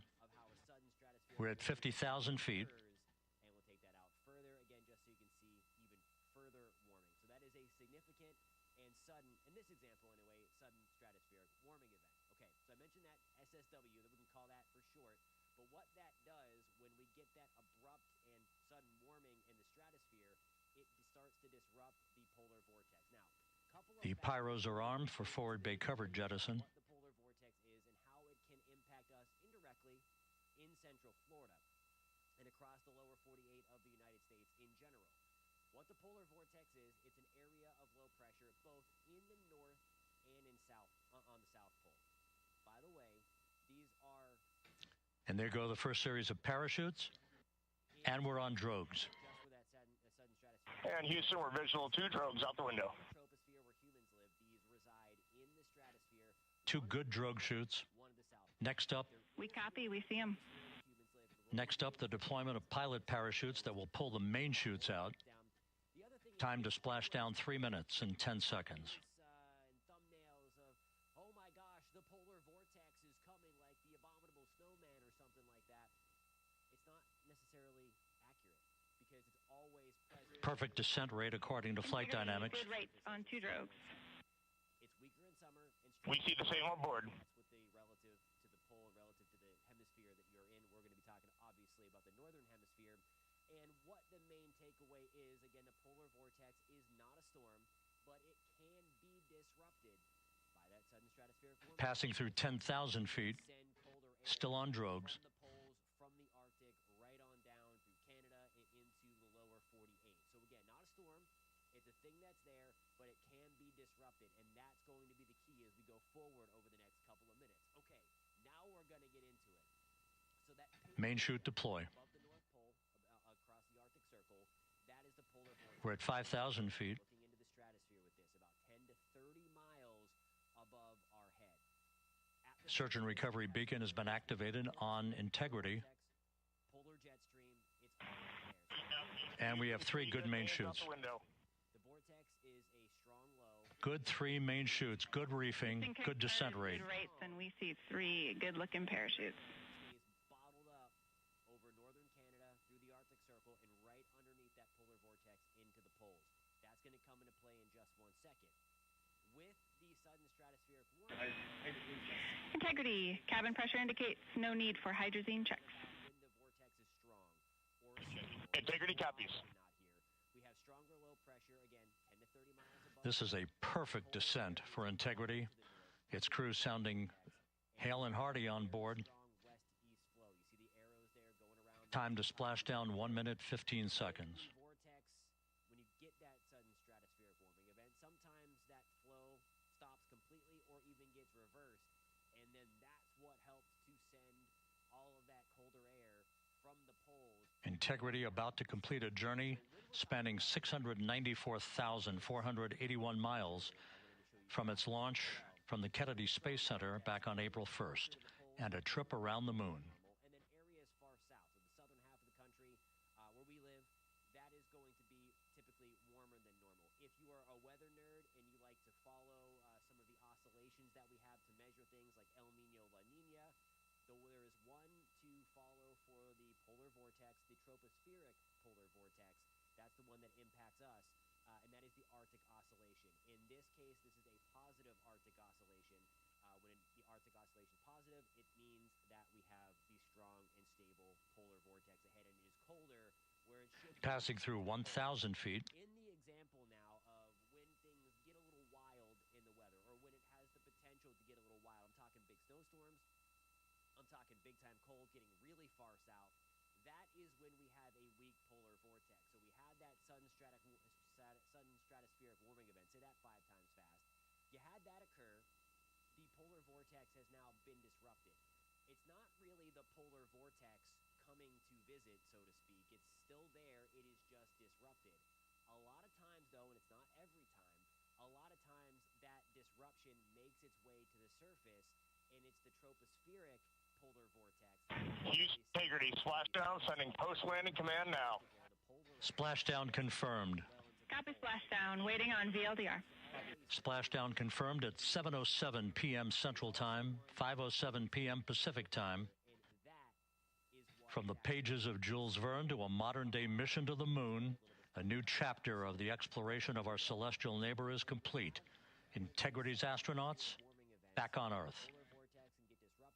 That can sometimes make its way down to the surface. The jet stream, as you see there, gets wavy, it buckles, and when the jet stream gets wavy... And the landing and support officer reports the vehicle is stable 1. We still will be deploying the crew module uprighting system to maintain that orientation. A perfect bullseye splashdown for Integrity and its 4 astronauts. It's pure Arctic air, pure polar air coming down as a result of the jet stream being wavy from that disruption that happened way into the stratosphere that made its way back to the troposphere where humans live again. So there's a lot going on here, but that is the reason why it's not technically that polar vortex that hangs out on top of the poles. It's, again, at the surface as a result of that disruption. So the impact here to us, and that's the main thing here. When the vortex is weaker, and again, in this example, it is a negative Arctic oscillation. The unofficial splashdown time, 7:07 and 47 seconds p.m. Central Time. We'll get that refined for you. That would put the end of the mission at a mission elapsed time of 9 days, 1 hour, 31 minutes, 35 seconds. When the jet stream is wavy, it turns stormy, and it also allows colder air to plunge in places that not necessarily it is. And we're configuring for very low data rate. That's kind of the in-depth version there. The cliff notes is when you have a weak polar vortex, when you after that. Once again, splashdown occurring in the Pacific, southwest of San Diego at 7:07 and 47 seconds p.m. Integrity Houston, comm check on VLDR. By the way, that surface impact. Houston, we have you loud and clear on VLDR. How else? We have you the same. We'll meet you over in post-landing. It doesn't happen in real time like it does. Perfect communications established. A journey. We are stable 1, 4 green crew members. We get sudden stratospheric. Houston copies all. December 15th. Reed Wiseman reporting 4 green crew members. That is not their complexion. That is the fact that they're in great condition. That's what that means. So stable 1, upright. The crew module uprighting system is being deployed. The 5 airbags being inflated through helium to maintain the upright configuration for the vehicle. This was a textbook entry and a textbook touchdown for Integrity. Reed Wiseman, Victor Glover, Christina Cook, and Jeremy Hansen back on Earth after a journey around the moon. Also, bring big winter storms. When the jet stream is wavy like that, you obviously have warmer air coming south a little bit more, colder air dipping to the north, cooler air moving north, colder air moving south, warmer air moving back to the north as well. That's how you get that battle zone and get those bigger winter storms to develop. So next time when you hear sudden stratospheric warming, polar vortex, it could mean some cold is on the way, but it's not a giant storm. Could help it to create one, but just wanted to pass along what those buzzwords mean, as you're likely going to hear that a lot through the colder months in the Northern Hemisphere. Here's a look at your neighborhood nowcast.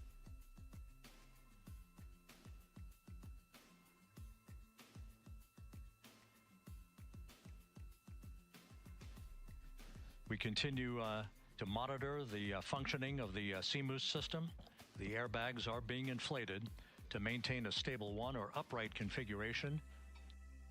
And there's a good view from one of the naval helicopters hovering overhead. Reed Wiseman reporting 4 green crew members, meaning they're all in excellent shape.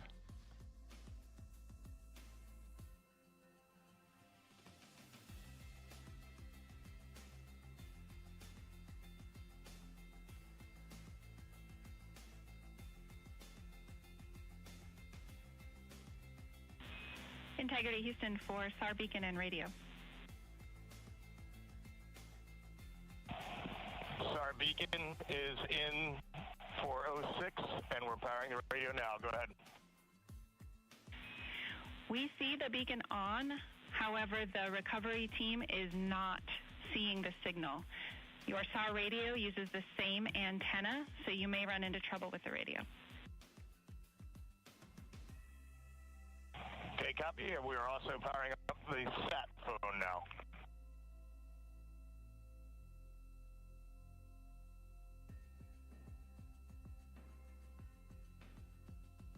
So Integrity is in great shape, and as the crew continues its post-splashdown timelined activities on board, Reed Wiseman once again reporting that all 4 crew members are in excellent shape.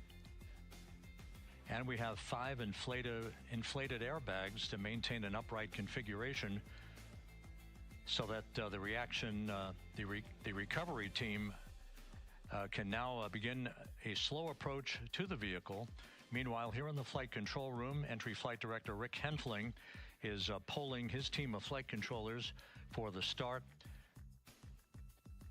of powering down the vehicle after a thorough systems check. We have no toxic gases to be concerned about, so the recovery personnel can approach the vehicle, but not until we have powered down the spacecraft. That's expected to take a few more minutes.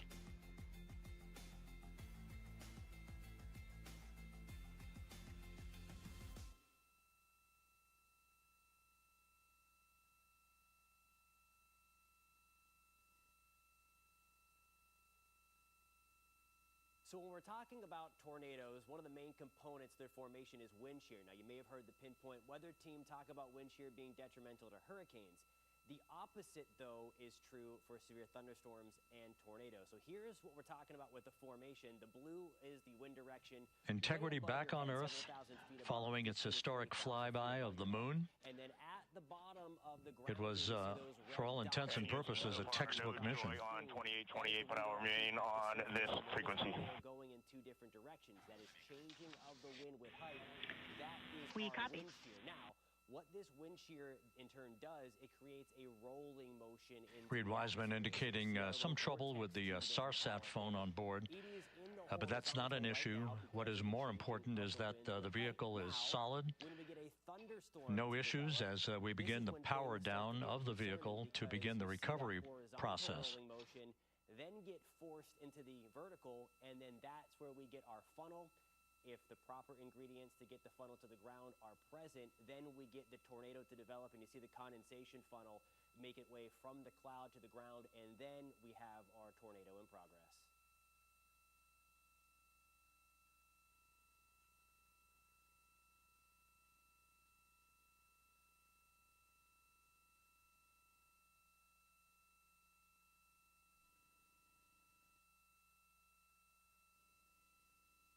The propulsion officer here in Mission Control reports that we have safed the prop system on Integrity. Can you say again? That was very weak and broken.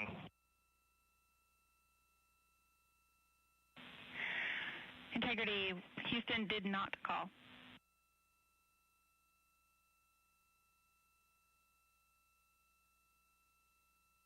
Copy that, Houston. It might have been on the SAR radio. Stand by.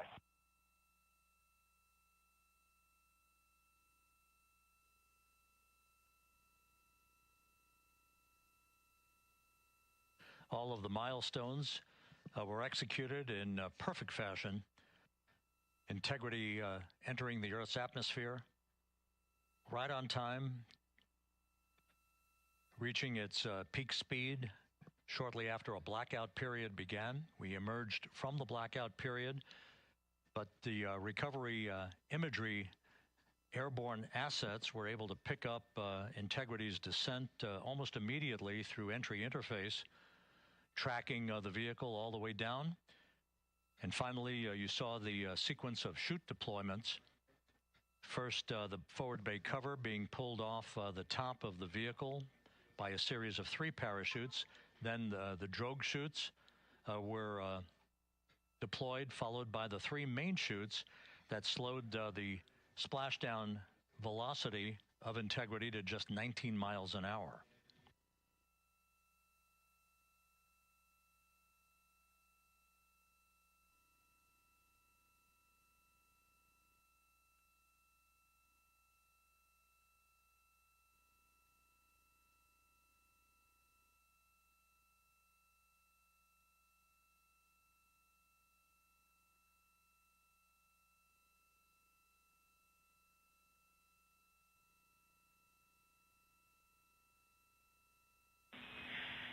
Integrity, Houston, with no joy on SAR and SAT phone, we'd like you to command an additional 15 minutes for a total of 30-minute power down delay.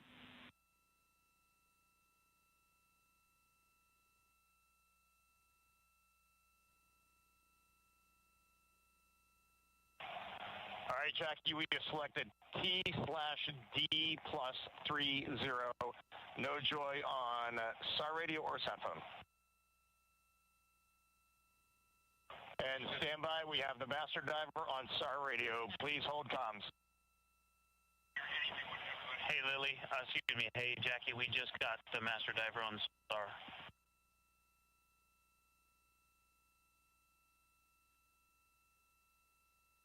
Sudden stratospheric warming, polar vortex. It's the cold season, so those winter buzzwords are coming back. What's going on, guys? Certified meteorologist Jonathan Kegas back with you. Now, what if I told you those words are... A good view of one of the fast boats. Integrity, Houston, if you are happy with your comm with Master Diver, you can go back to the 15-minute power down. You're going to know exactly what they are and why you necessarily shouldn't be... Okay, stand by. Yeah, we'll confirm here in a second. So we're going to start with the sudden The crew on board Integrity coordinating with the flight control team in Houston here in Mission Control on the timing of the power down of the vehicle, which will be the precursor to the recovery teams approaching the spacecraft. There are no issues with Integrity. We've had a bit of broken capability in establishing a SARSAT or satellite phone communications capability between the crew on board Integrity and the recovery team. That will get sorted out here shortly. There's plenty of cooling on board Integrity, so there's no rush to begin the power down. To call you on the sat phone and not getting an answer there either. Concur. We haven't had anything come through. White and brown. That is a significant warming episode in the stratosphere. You see there is Greenland. It becomes a little more clear under that color. And then there is the North Pole, the Arctic Circle.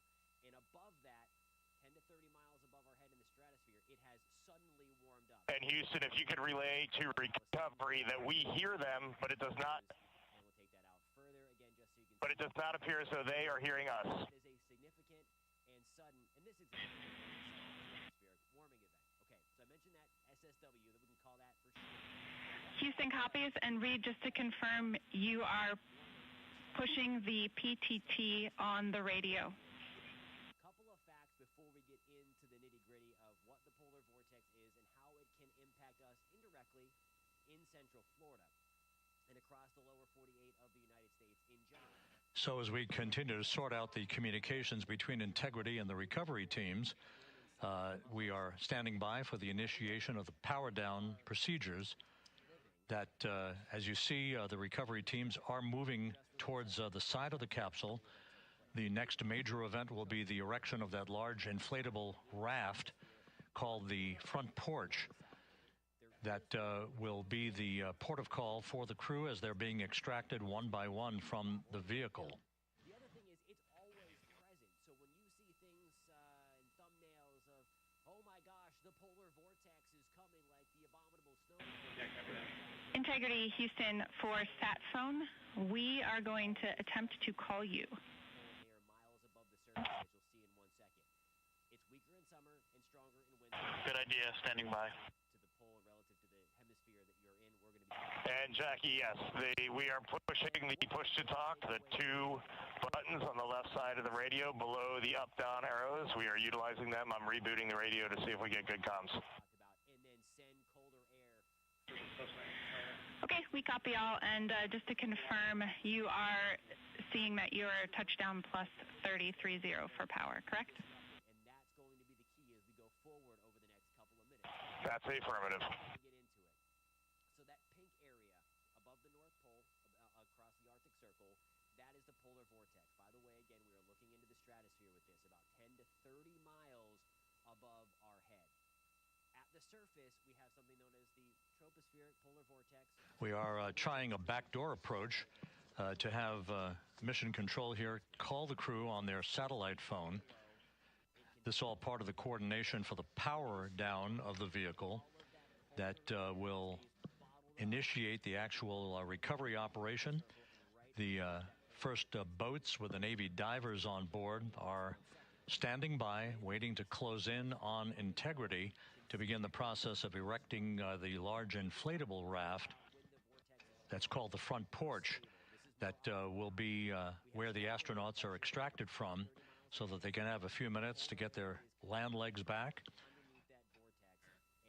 before they're hoisted aboard the Navy helicopters for the flight back to the deck of the USS John P. Murtha. When you get that sudden stratospheric warming event, sometimes that flow stops completely or even gets reversed, and then that's what helps to send all of that colder air from the poles right on down to the south. So when we're talking about the impacts, and I kind of jumped the gun because this is what the graphic is going to show there, I wanted to show you graphically as well. But during a strong vortex, areas closer to the poles tend to be colder than normal, and then areas far south, so the southern half of the country where we live, that is going to be... And Houston, please don't reply. NRD, very weak, but readable. Master Diver, we can hear, but they cannot hear us. One to follow for the polar vortex, the tropospheric polar vortex. That's case, this is a positive Arctic oscillation. When the Arctic oscillation positive, it means that we have the strong and stable polar vortex ahead, and it is colder where it should be to the poles. In the example now of when things get a little wild in the weather, or when it has the potential to get a little wild, I'm talking big snowstorms, I'm talking big-time cold getting really far south. That is when we have a weak polar vortex. So we had that sudden stratospheric warming event, say that 5 times fast. You had that occur. The polar vortex has now been disrupted. It's not really the polar vortex coming to visit, so to speak. It's still there. It is just disrupted.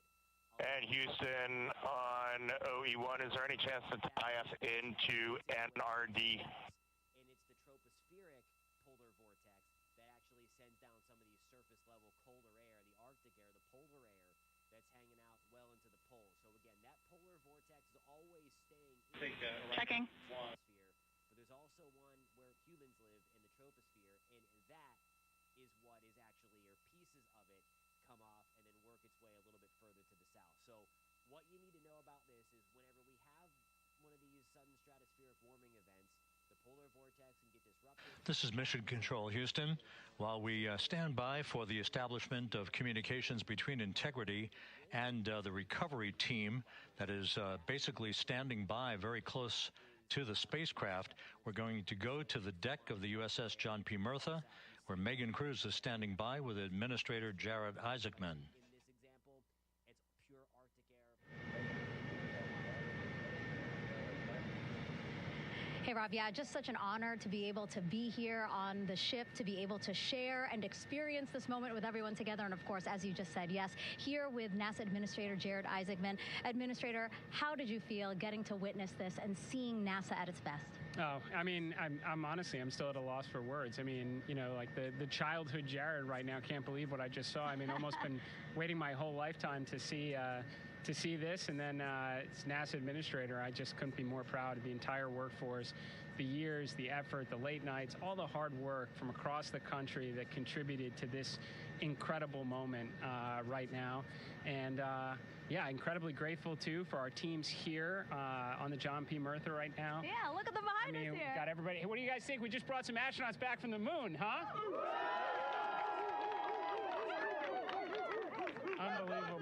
Thank you. Yeah, so grateful to the Navy, the sailors that are here, the NASA teams. I mean, this is a joint effort that's on their way right now. These recovery forces are getting out to our Orion spacecraft, to Integrity, to get our astronauts back on the ship safely. Yeah, and this is not just an accomplishment for NASA. This is an accomplishment for humanity. Again, a historic mission to the moon and back. How does this make you feel, and what do you hope people take away from this?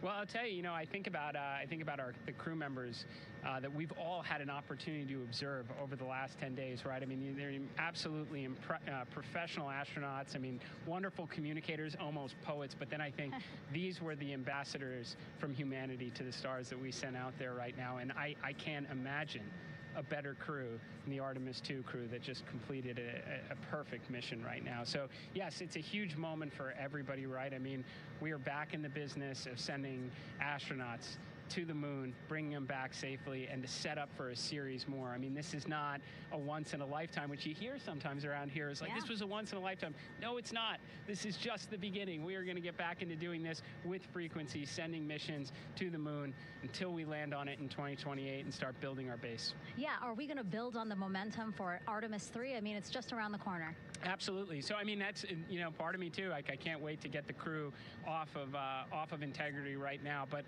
also getting Integrity back on this ship so we can start taking a look at it, because all that data is so precious to us right now. I mean, we are going to definitely want to take a good look at the thermal protection system. We're going to want to download all the data they couldn't transmit back to us and use that to inform Artemis III. But we're already making progress, right? You had SRB segments already showing up at KSC. Core stage for Artemis III is rolling out on April 20th.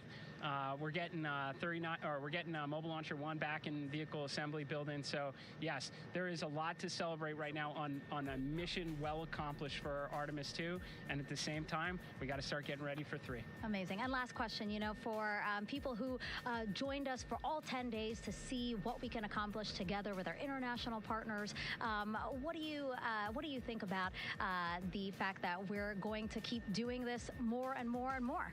It's incredibly exciting. I mean, yes, it's the contributions, like the best and brightest across the NASA workforce from across the country, our industry partners, our international partners. We had a Canadian Space Agency astronaut on board in Jeremy. We had the European Service Module. And you think in the days leading up to this launch, I mean, 48 hours prior to launching Artemis II, I was meeting with the Italian Space Agency. We signed a memorandum of understanding to build a habitation module on the moon. I mean, you have countries, all of our allies and partners coming together saying, we are committed to this effort. We are returning to the moon. We're doing it to stay. We are building that enduring presence. We are going to master the skills on the surface of the moon so someday we can undertake missions to Mars. It's just an incredibly exciting time, and we're not going at it alone. We're bringing everybody along with us. Absolutely. And speaking of everyone, one more time, we're going to ask the crew here, you guys ready to land on the moon? Awesome. I love that. Okay, well, thank you so much, Administrator. Appreciate you being here. We're, of course, going to stay on to watch the crew get extracted from Orion, so stay tuned, and we'll see you back here shortly.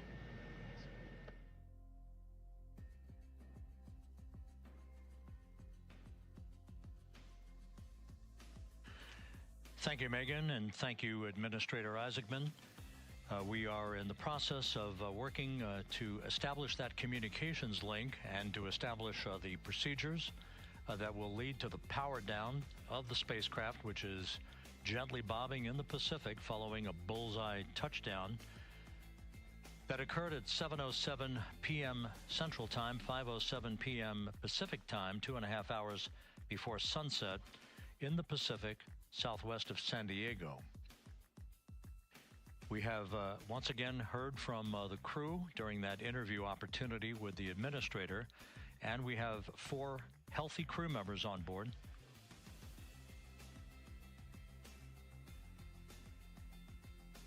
We now have confirmation that the vehicle has been powered down as per the procedures. So we have vehicle powered down, and the flight control team here in Houston, Flight Director Rick Henfling, has handed over mission authority to the Exploration Ground Systems team out in the Pacific. Now, we will physically not get off console with this team until the crew has been extracted into the front porch, that inflatable raft that will be erected along the side hatch of Integrity. So we're standing by for that in the next step in the recovery procedures. But everything is in great shape, and we have 4 healthy crew members on board the vehicle. Here's what we're talking about with the formation. The blue is the wind direction way above your head, several thousand feet above, 15 to 20,000 feet above your head.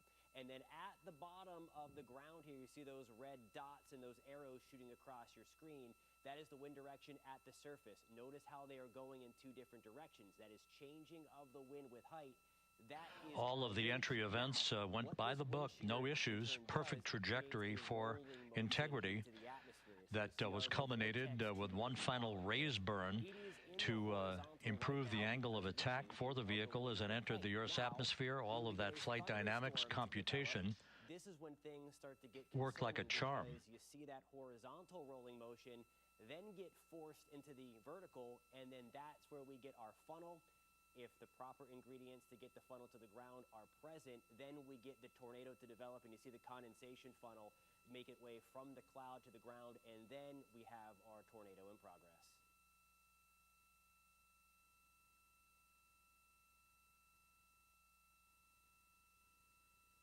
So we are standing by for the recovery team to approach Integrity and begin the process of erecting that inflatable raft called the front porch, which will see the crew members be extracted from the hatch of Orion into that inflatable raft before they're hoisted aboard 2 Navy helicopters in a variety of different configurations. Each crew member will be hoisted in sequential fashion, in alternating fashion, 2 crew members for each helicopter before they turn around to head back to the John P. Murtha. Once on the deck of the ship, they'll be brought into medical bay for comprehensive medical exams. But Reed Wiseman has reported several times that the crew is in excellent shape.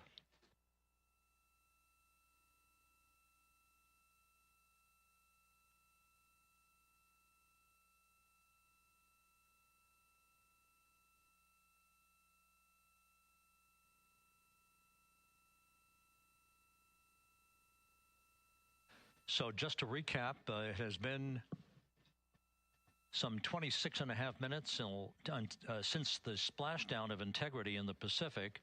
The vehicle is in excellent shape. It performed like a champ all the way down through the Earth's atmosphere.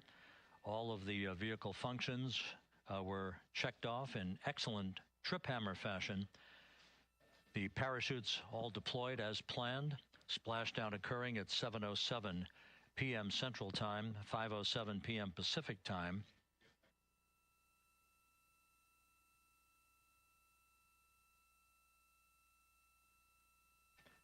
And after a bit of a tussle to try to establish a communications link with the recovery team, we were finally able to run through the procedures for the powering down of the vehicle.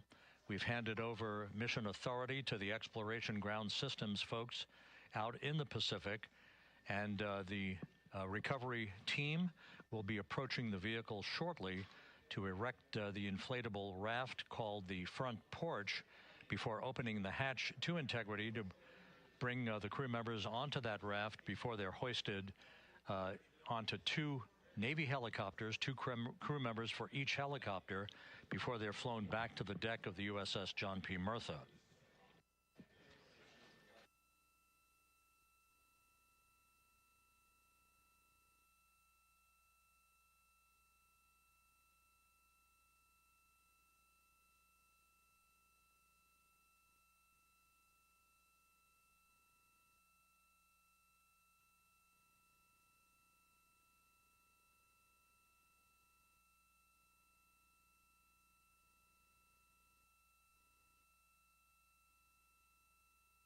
Sudden stratospheric warming, polar vortex. It's the cold season, so those winter buzzwords are coming back. What's going on, guys?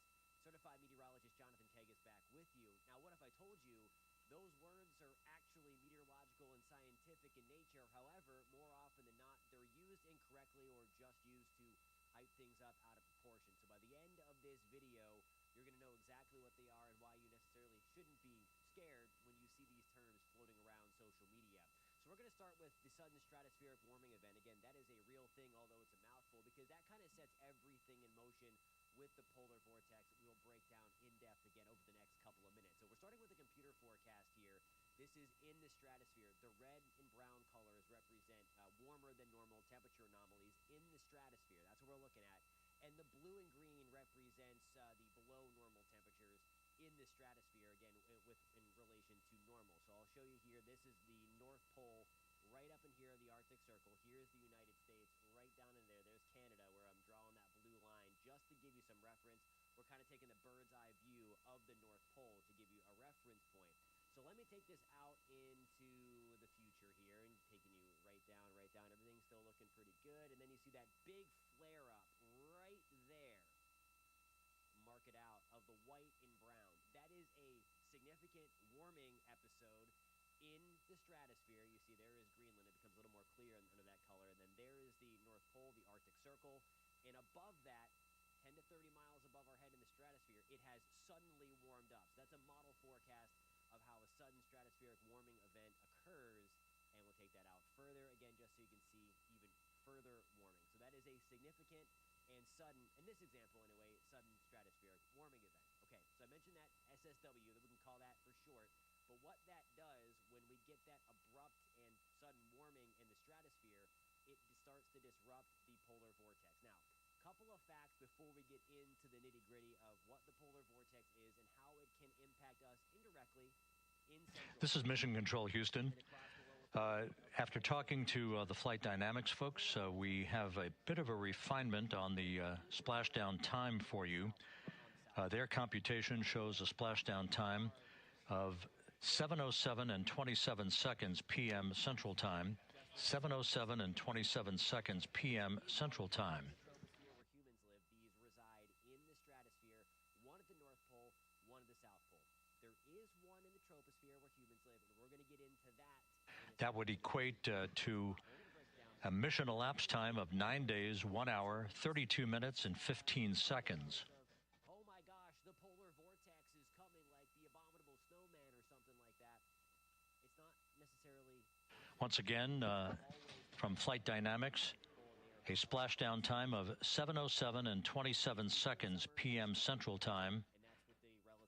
That would equate to a mission elapsed time of 9 days, 1 hour, 32 minutes, and 15 seconds.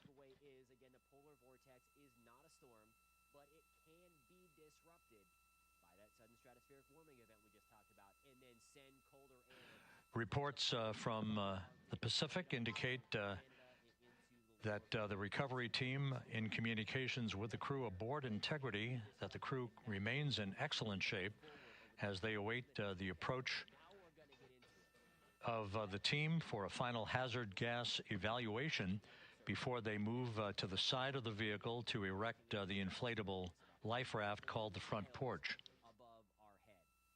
At the surface, we have something known as the tropospheric polar vortex, polar jet stream. It's all right there. So the polar vortex, again, is not the polar jet stream. The vortex is a strong low. It contains Arctic air. When it is strong, all of that colder air stays bottled up. Again, no issues with Integrity. The vehicle is powered down. All of its systems are now safed. We have handed over mission authority to the Exploration Ground Systems folks in the Pacific, but we will not stand down and have the entry flight control team depart its positions until that inflatable raft, the front porch, is erected, the hatch open, and the crew having exited the vehicle. So that's the next step in the recovery process that will lead to the hoisting of the crew members. For 2 crew members for each helicopter, they'll be hoisted to a pair of Navy helicopters that will then fly a short distance back to the USS John P. Murtha. What you're looking at is one of the fast boats circling the vehicle to make a hazard assessment. Areas closer to the poles tend to be colder than normal, and then areas far south, so the southern half of the country where we live, that is going to be typically warmer than normal. If you are a weather nerd and you like to follow some of the oscillations that we have to measure things like El Nino, La Nina, though there is one to follow for the polar vortex, the tropospheric polar vortex. That's the one that impacts us. And that is the Arctic oscillation. In this case, this is a positive Arctic oscillation. When the Arctic oscillation is positive, it means that we have the strong and stable polar vortex ahead, and it is colder where it should be to the poles. In the example now of when things get a little wild in the weather, or when it has the potential to get a little wild, I'm talking big snowstorms, I'm talking big-time cold getting really far south, that is when we have a weak polar vortex. So we had that sudden stratospheric warming event, say that 5 times fast. You had that occur, the polar vortex has now been disrupted. It's not really the polar vortex coming to visit, so to speak. It's still there, it is just disrupted. A lot of times, though, and it's not every time, a lot of times that disruption makes its way to the surface, and it's the tropospheric polar vortex that actually sends down some of these surface level colder air, the Arctic air, the polar air that's hanging out well into the poles. So again, that polar vortex is always staying in the stratosphere, but there's also one where humans live in the troposphere, and that is what is actually, or pieces of it, come off and then work its way a little bit further to the south. So what you need to know about this is whenever we have one of these sudden stratospheric warming events, the polar vortex can get disrupted. That can sometimes make its way down to the surface. The jet stream, as you see there, gets wavy, it buckles, and when the jet stream gets wavy and buckles, that's when we get storms to develop, and then that is more susceptible to episodes of supplying Arctic air far south. You see it right there again, that big dip in the jet stream to the eastern third of the country. In this example, it's pure Arctic air, pure polar air coming down as a result of the jet stream being wavy from that disruption that happened way into the stratosphere that made its way back to the troposphere where humans live again. So there's a lot going on here, but that is the reason why it's not technically that polar vortex that hangs out on top of the poles. It's, again, at the surface as a result of that disruption. So the impact here to us. This is Mission Control Houston. Once again, you're watching the initiation of the recovery of the Artemis crew aboard Integrity. All of the Navy divers and the fast boats are now approaching the spacecraft after conducting a hazard assessment. The vehicle has been powered down. Entry Flight Director Rick Henfling now waiting for the life raft, the front porch, to be erected along the side of the vehicle so that the hatch can be opened and the crew members extracted from Integrity, soon to be hoisted one by one into a pair of Navy helicopters for a short flight back to the deck of the USS John P. Murtha.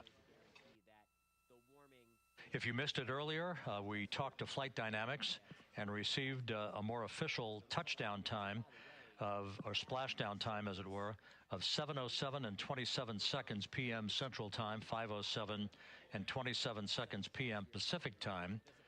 That would equate to a mission elapsed time of 9 days, 1 hour, 32 minutes, and 15 seconds. Disruption to make it to the surface in the time frame of about 1 to 3 weeks. So, say for instance, we get sudden stratospheric warming in the middle of December. We'll call it December 15th. You can expect, if it is going to have an impact to the surface, maybe things get a little stormy first week of January. Again, if it in fact makes it to the surface. And again, the impacts for us, we typically have the cold air outbreaks as a result of a big disruption of the polar vortex. And the extreme cold can come south. It's certainly sensitive. It does damage to crops. Hard freezes can make their way down into the deep south, into the state of Florida. And, of course, wind chills. Likely going to be windy. It's going to be stormy somewhere. These things can have a tendency to also bring big winter storms. When the jet stream is wavy like that, you obviously have warmer air coming south a little bit more, colder air dipping to the north, cooler air moving north, colder air moving south, warmer air moving back to the north as well. That's how you get that battle zone and get those bigger winter storms to develop. So next time when you hear sudden stratospheric warming, polar vortex, it could mean some cold is on the way, but it's not a giant storm. Could help it to create one, but just wanted to pass along what those buzzwords mean, as you're likely going to hear that a lot through the colder months in the Northern Hemisphere. Here's a look at your neighborhood nowcast.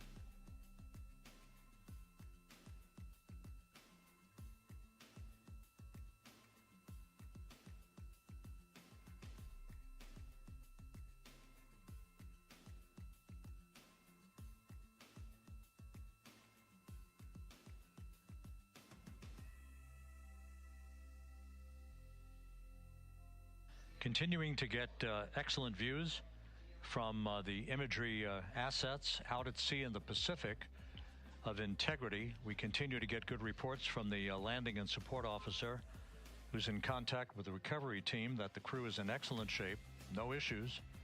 They're just currently biding their time, waiting for the front porch to be erected. We have no hazardous hazard gases and no hazardous situation with the vehicle. It performed perfectly all the way down from entry interface to its splashdown in the Pacific at 7:07 and 27 seconds p.m. Central Time. And as you can see, the first phalanx of recovery personnel now pulling up alongside of Integrity.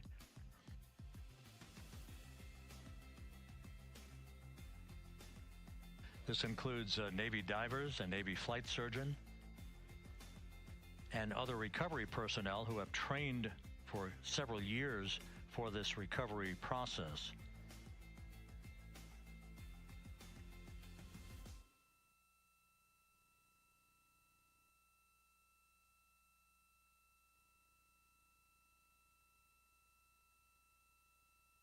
So when we're talking about tornadoes, one of the main components of their formation is wind shear. Now, you may have heard the Pinpoint weather team talk about wind shear being detrimental to hurricanes. The opposite, though, is true for severe thunderstorms and tornadoes. So here's what we're talking about with the formation. The blue is the wind direction way above your head, several thousand feet above, 15 to 20,000 feet above your head.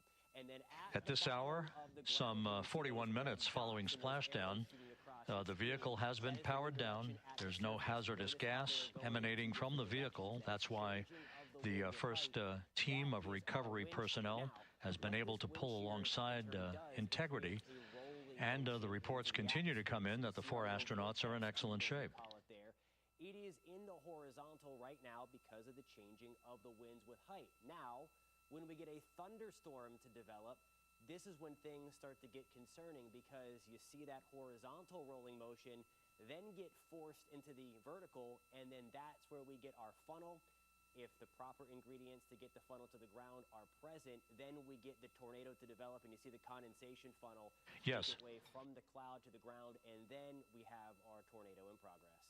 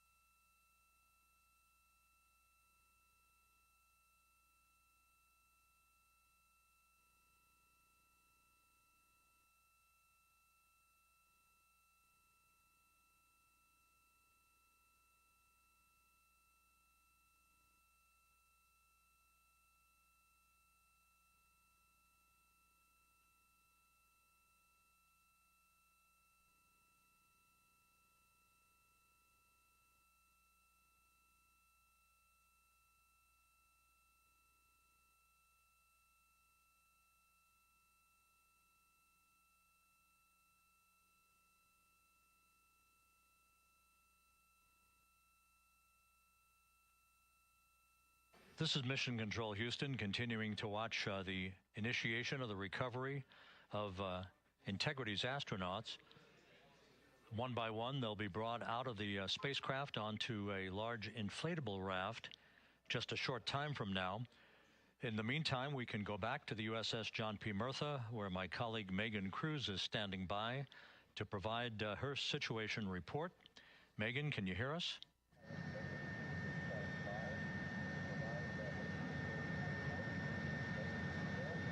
Hey, Rob. Yes, I can hear you. Thank you. Yeah, we're back here on the bow of the recovery ship where there are still plenty of people peering out into the water. We are not very far from the action everyone is seeing on their screen now. The Orion spacecraft, Integrity, in the ocean, surrounded by a number of recovery boats.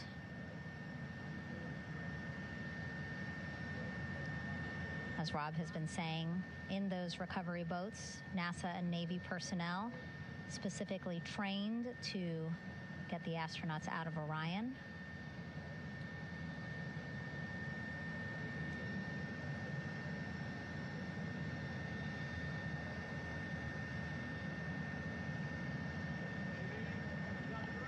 In some of our wide shots, you can probably see that there are 6 boats out in the water. More than 40 people out in the water right now on those boats.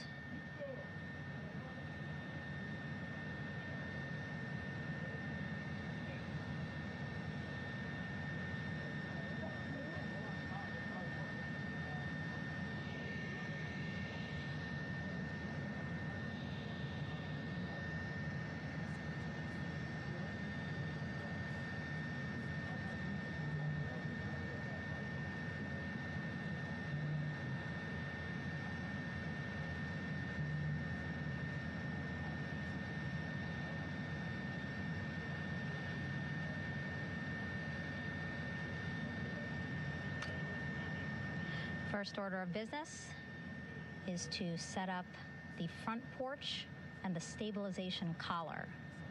You might also hear it referred to as a stab collar, basically just to make sure that Orion stays upright, doesn't sway in the water too much, again, to make it easier for recovery forces to get the astronauts out.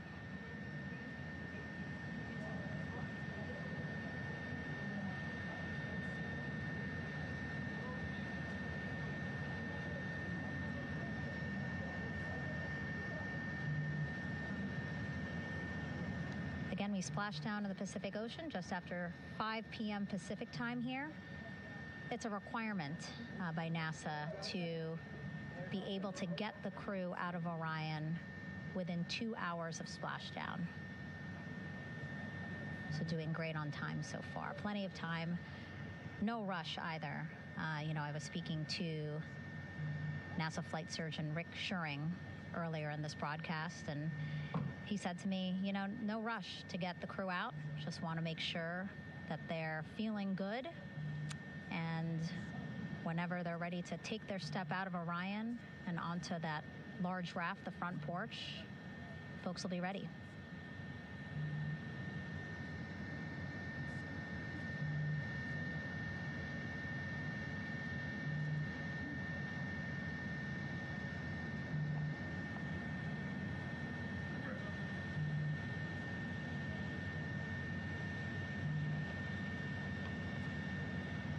And as there are mission audio loops in Mission Control in Houston, there is a mission audio loop here on the ship, and it was just reported out that the side hatch is open. Side hatch of Integrity is open. You're getting these beautiful shots from our aerial assets. The ship itself, where I'm on, just 3,000 yards away.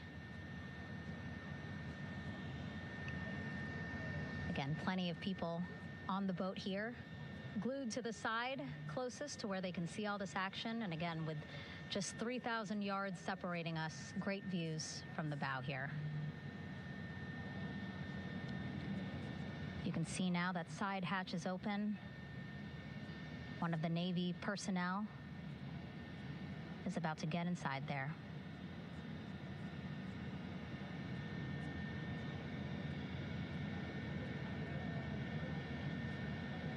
In they go. In total, 4 will go into Orion. So it'll be a little bit of a tight squeeze, but the goal is to have a recovery personnel with each astronaut assessing them.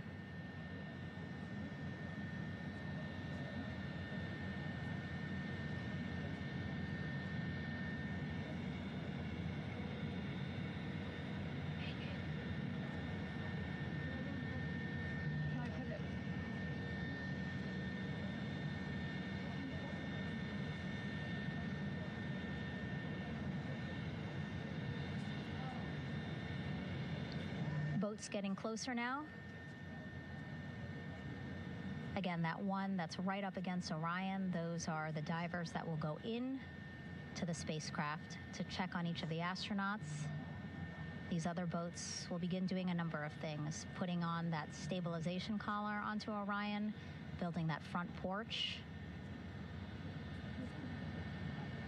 Eventually, they will retrieve the parachutes, as well as tow Orion back to the well deck of the recovery ship here.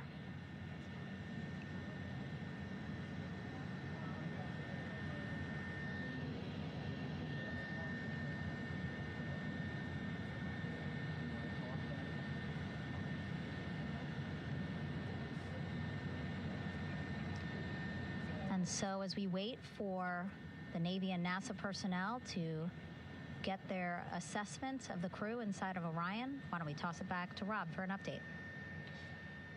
Yeah, thank you, Megan. Here in Mission Control, Flight Director Rick Henfling and the entry team of flight controllers still on duty. The vehicle has been powered down for some time now. There are no hazardous gases emanating from Integrity. That, of course, allowed the recovery personnel to approach the vehicle and then open the hatch to begin the initial medical assessment of the crew, as you just indicated.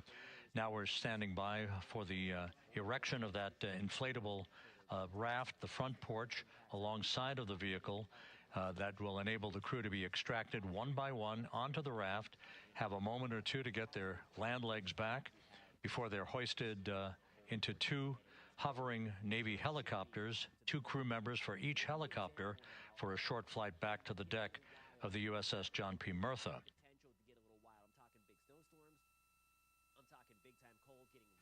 All of Integrity's systems operated flawlessly throughout the course of the approach to the Earth, the entry into the Earth's atmosphere, and all of the key milestones that followed in this high-speed return to Earth for Integrity, a mission that spanned more than 694,000 miles from the vehicle's launch from the Kennedy Space Center atop the Space Launch System back on April 1st.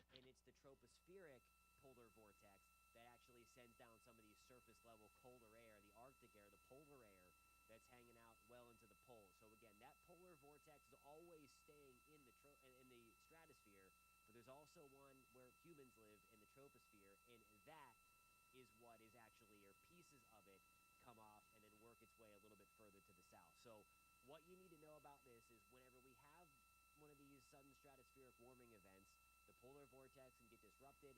That can sometimes make its way down to the surface.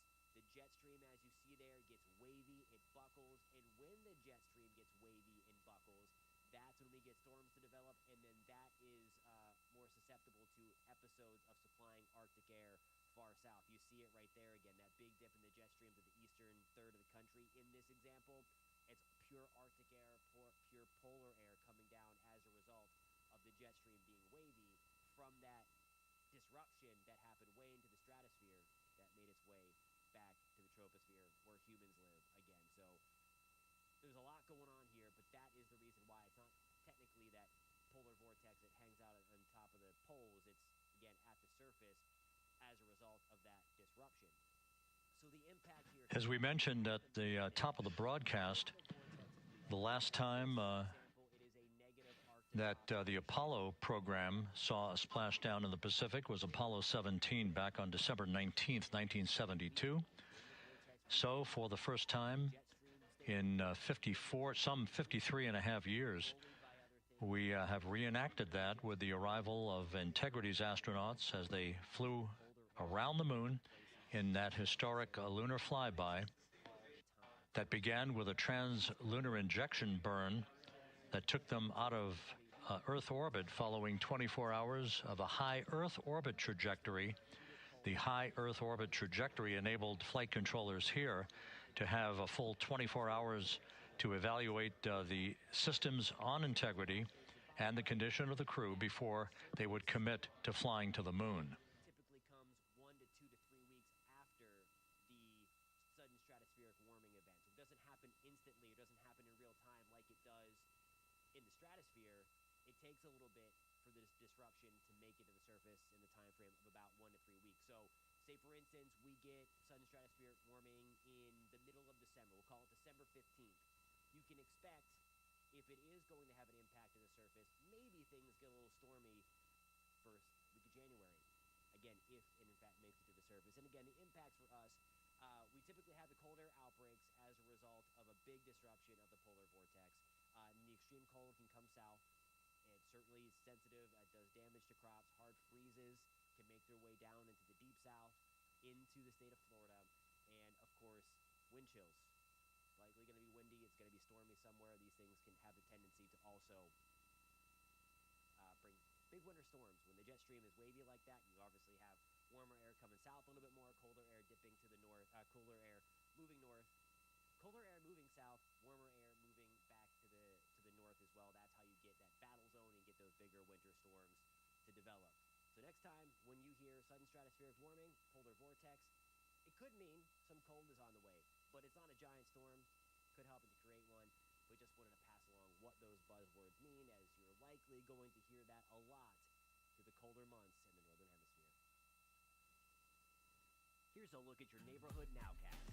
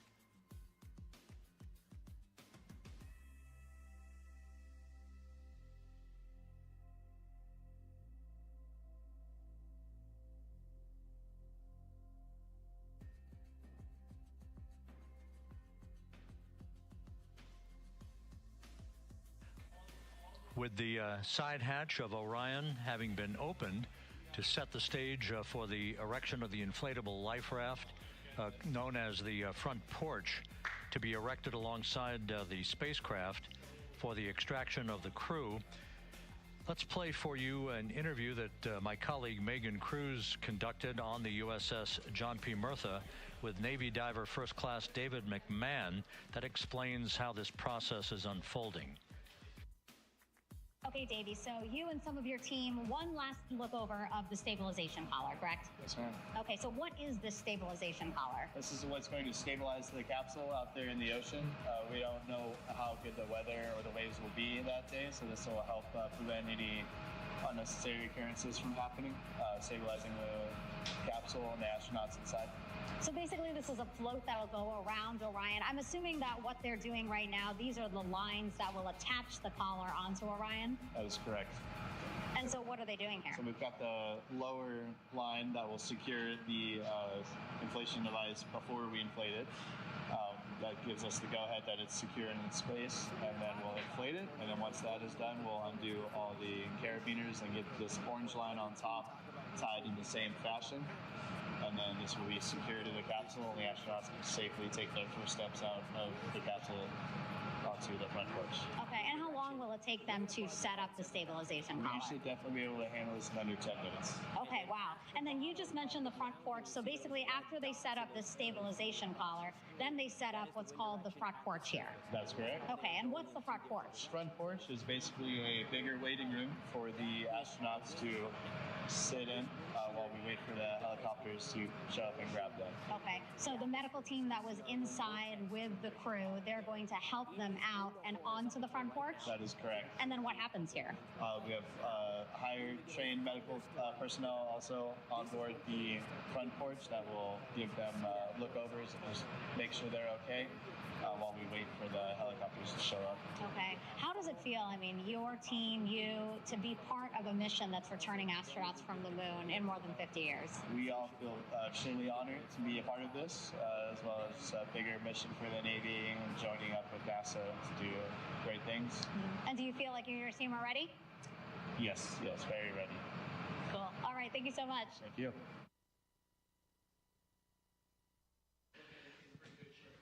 Once again, the recovery operations are continuing out in the Pacific. We shortly should see that life raft, the front porch, erected alongside the side hatch of the vehicle.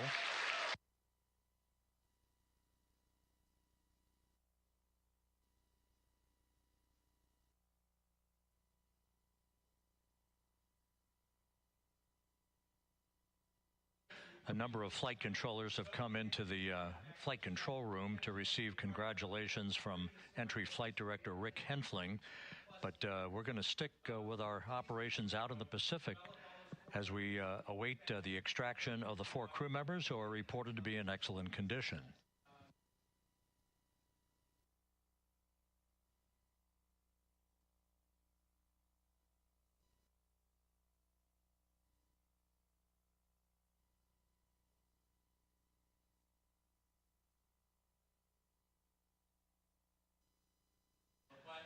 Again, while we stand by for that front porch to be erected alongside of the side hatch of the vehicle, let's go back to the USS John P. Murtha and Megan Cruz. Megan?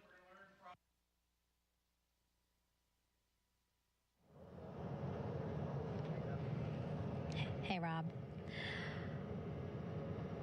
Pausing now to listen to some internal audio loops. Again, the operations team here on the ship communicating with everyone out on the water. It seems like currents are hindering them a little bit from unfurling and inflating the stabilization collar as well as the front porch. But again, the requirement to get the crew out within 2 hours of splashdown, plenty of time. So no concerns just yet. But as calm as the water looks, yeah, it looks like it's hindering the teams just a tad.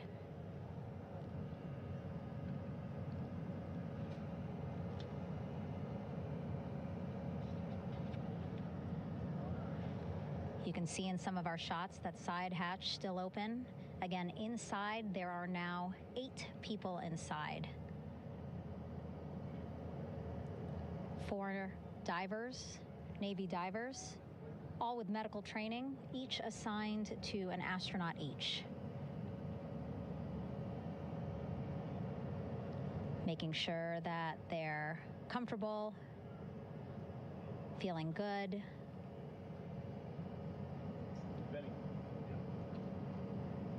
As you've heard us say in the broadcast, they expect a little bit of discomfort. Again, these astronauts just traveled back to Earth at 25,000 miles an hour, a nearly 695,000-mile journey around the moon. If you think you get car sick.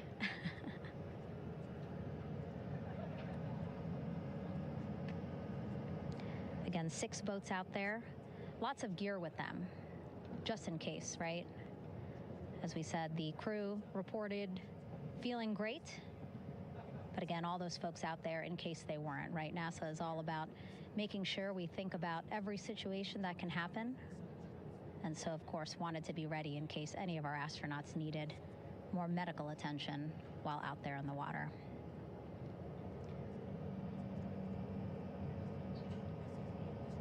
You see now teams, again,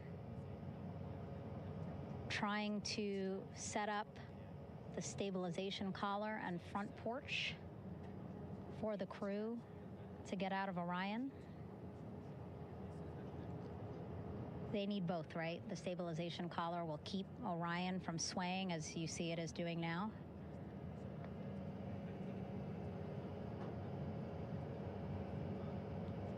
And then they will connect the front porch to the stabilization collar so that the crew can take 2 steps and they will be in the front porch.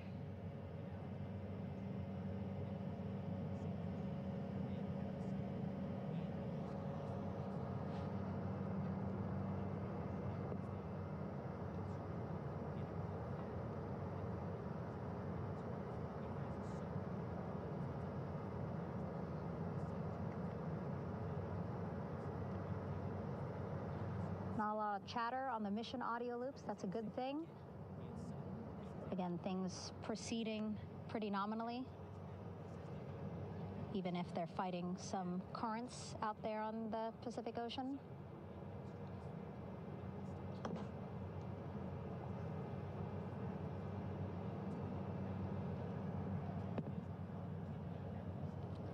Again, the goal, setting up the stabilization collar and the front porch so that the crew can rest comfortably in the front porch, get placed into harnesses so that 2 helicopters can lift them off the front porch and onto the USS John Murtha here.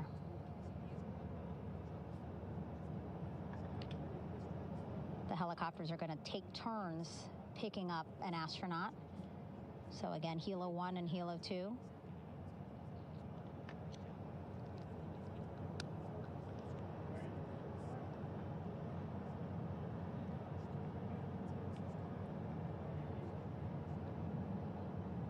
Okay, and the recovery team here on the ship just got a report from the undersea medical officer who is inside the capsule with the crew.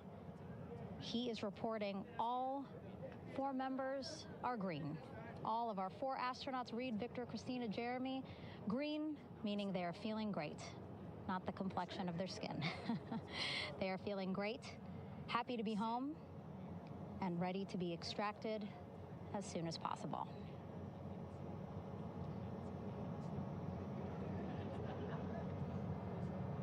And so, as I was saying, we have 2 helicopters circling the activity you're seeing on the water right now. Each will take turns picking up an astronaut. So Helo 1 will come on in, hover above the front porch, about 40 feet above the front porch. A Navy recovery specialist will be hoisted down into the front porch. The restricted maneuvering doctrine is in effect. Will connect to the first astronaut, which we're expecting to be Christina. And then Helo 2 comes around, picks up Jeremy, while Helo 1 stays above head, and then Helo 1 will come back in for another astronaut, and then Helo 2 for the last astronaut, and then back to the flight deck here on the recovery ship.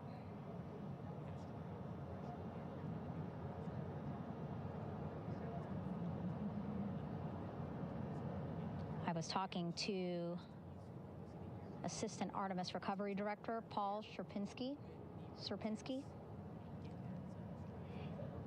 He said helos are a much quicker, safer way to get on board. They did actually consider boats, but then if you think about it, longer time, the crew would have to move through more of the ship.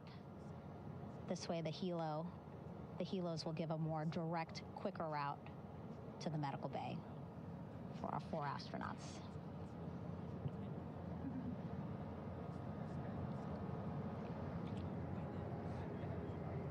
Beautiful shots from our aerial and imagery teams.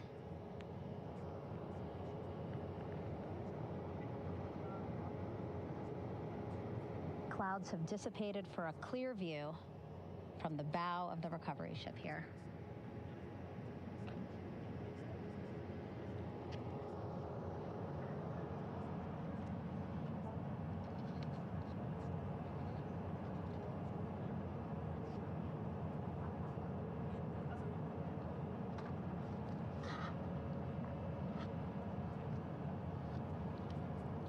You can still see divers in the water there.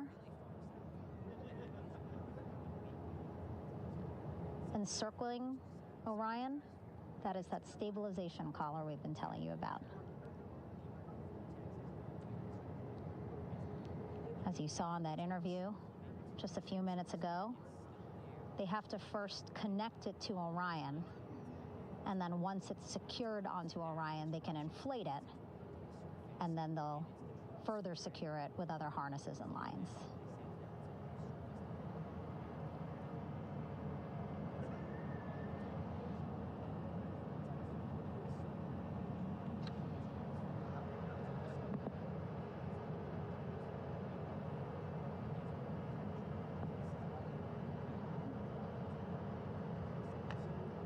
About an hour and 10 minutes since splashdown in the Pacific Ocean here.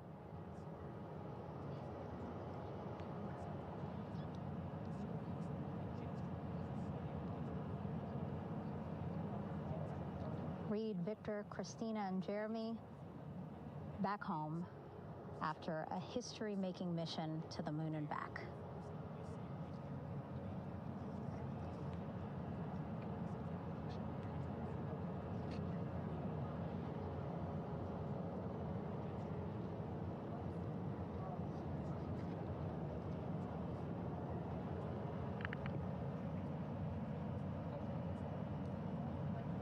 If you missed what we said just a couple of minutes ago, the undersea medical officer inside with the crew in Orion, reporting all 4 crew members feeling great.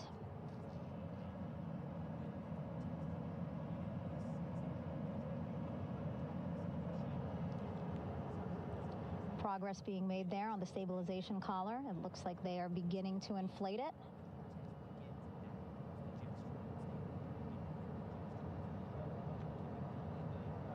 And it looks like they're starting to unfold the front porch in order to get that into the water here shortly and inflate that as well.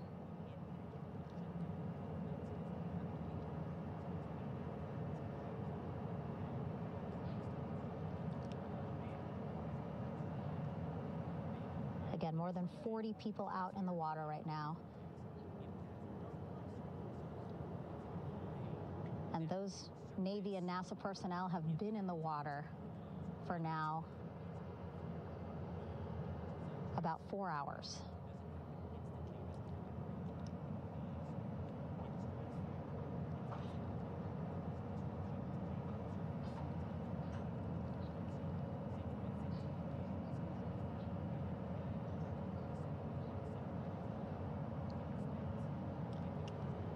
The reason why they had to get out so early is just to stage everything.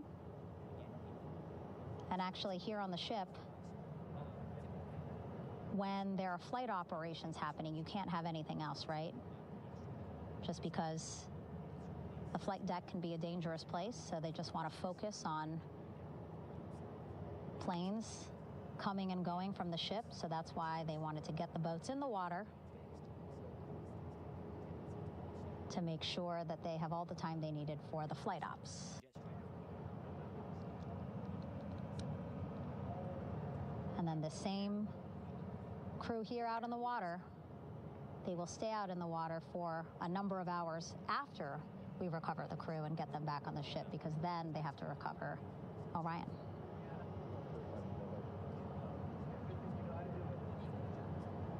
All right, that stabilization collar looking good around Orion. We're now seeing some recovery personnel getting on to that collar. Again, they need to further attach it to Orion to make sure that it can really prop up the spacecraft. It's basically lifting it up off of the water just a tad. Again, so it's not so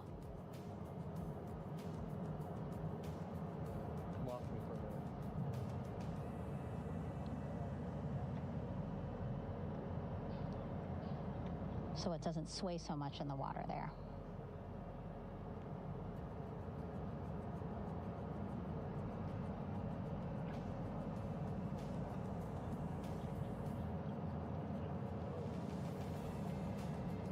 And now that front porch looks like it's nearly fully inflated as well.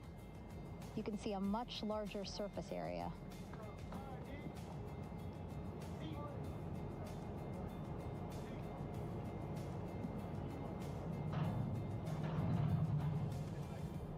And so once the crew get out of Orion, they can stretch their legs a little bit on this front porch, get some fresh air.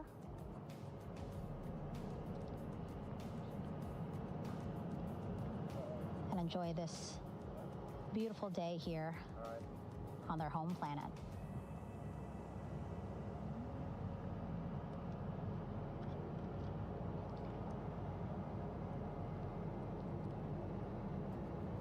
It appears teams now are about to connect the front porch to the stabilization collar.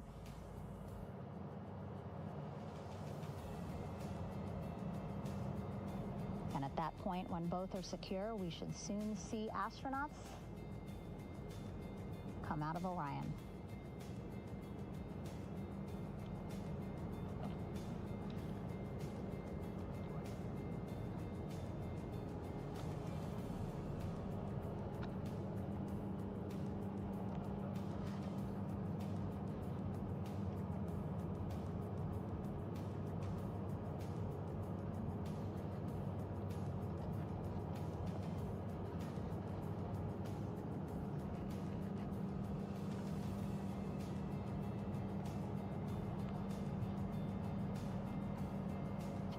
All these views you see also being fed to the Landing Force Operations Center here on the ship. Of course, it is very important for our recovery teams leading the mission to have all the views that you're seeing as well. Again, listening to their communication loop here on the ship. Very quiet, which is a good thing. It means things are going pretty nominally, meaning as expected.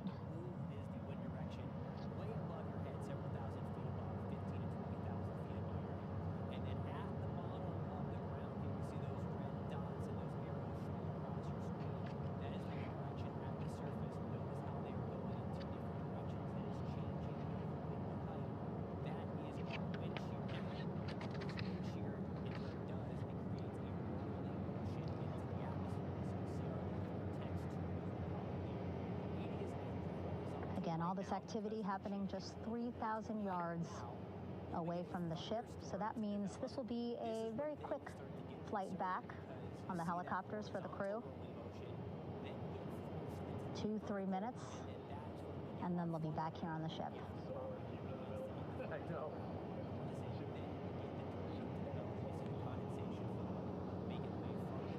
Okay, saw a thumbs up from one of the personnel on the front porch. It looks like they are now getting ready to deploy what they call the Air Rescue Vest, ARV. And so this is the harness that each crew member will get into in order to be hoisted into the helicopters. Again, those helicopters hovering just about 40 feet above the front porch when they're ready to pick up each crew member.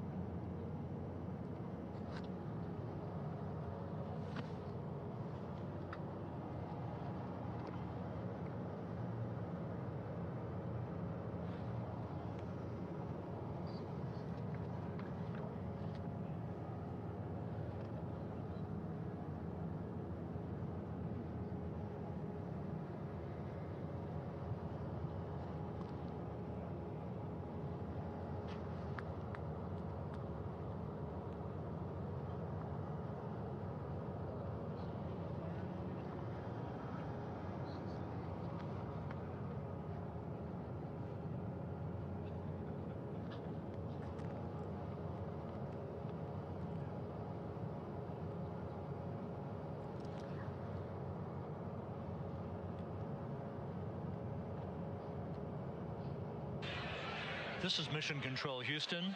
Behind me, a fairly raucous scene as hundreds of flight controllers have poured into the flight control room here. This is reminiscent of the scene after the final shuttle mission of STS-135, although that was the end of a program. This is only the beginning of a program with the textbook splashdown of Integrity and its 4 astronauts. We're standing by for the crew to be extracted from the spacecraft. Entry Flight Director Rick Henfling invited all of these flight controllers who have contributed to this mission to enter the flight control room to have an opportunity to receive well wishes and to share the mutual glow that exists in the wake of a textbook mission for Integrity. On the front screen here in Mission Control, a sign that says "Welcome Home, Integrity," taking humanity back to the moon, going further, and returning safely to Earth. So all of that jubilation, part of the post-splashdown activities, even as we await the crew being extracted from the vehicle to be hoisted onto Navy helicopters for the trip back to the USS John P. Murtha.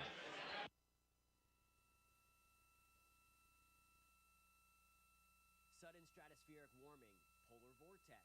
It's the cold season, so those winter buzzwords are coming back. What's going on, guys? Certified meteorologist Jonathan Kagas back with you. Now, what if I told you those words are actually meteorological and scientific in nature? However, more often than not, they're used incorrectly or just used to hype things up out of proportion. So by the end of this video, you're going to know exactly what they are and why you necessarily shouldn't be scared when you see these. So we're going to start with the sudden stratospheric warming event. Again, that is a real thing, although it's a mouthful, because that kind of sets everything in motion with the polar vortex that we will break down in depth again over the next couple of minutes. So we're starting with the computer Once again here in Mission Control, this view of the Artemis flight control room, known as the White Flight Control Room. This is the old shuttle flight control room, and now is the home of Artemis missions to the moon and beyond. Once again, quite a few flight controllers were invited in by Entry Flight Director Rick Henfling to share in the jubilation following the successful splashdown of Integrity. That splashdown occurring an hour and 22 minutes ago, as we stand by for the completion of the extraction of the crew, and ultimately they're hoisting onto Navy helicopters for a short flight back to the USS John P. Murtha. Splashdown occurred at 7:07 and 27 seconds p.m. Central Time. I had an opportunity to talk to the head of flight dynamics, Jeff Birch, a moment or two ago. He said the trajectory of Integrity coming through the Earth's atmosphere was so precise, they've never seen anything line up on a ground track like today's entry by Integrity for its splashdown southwest of San Diego.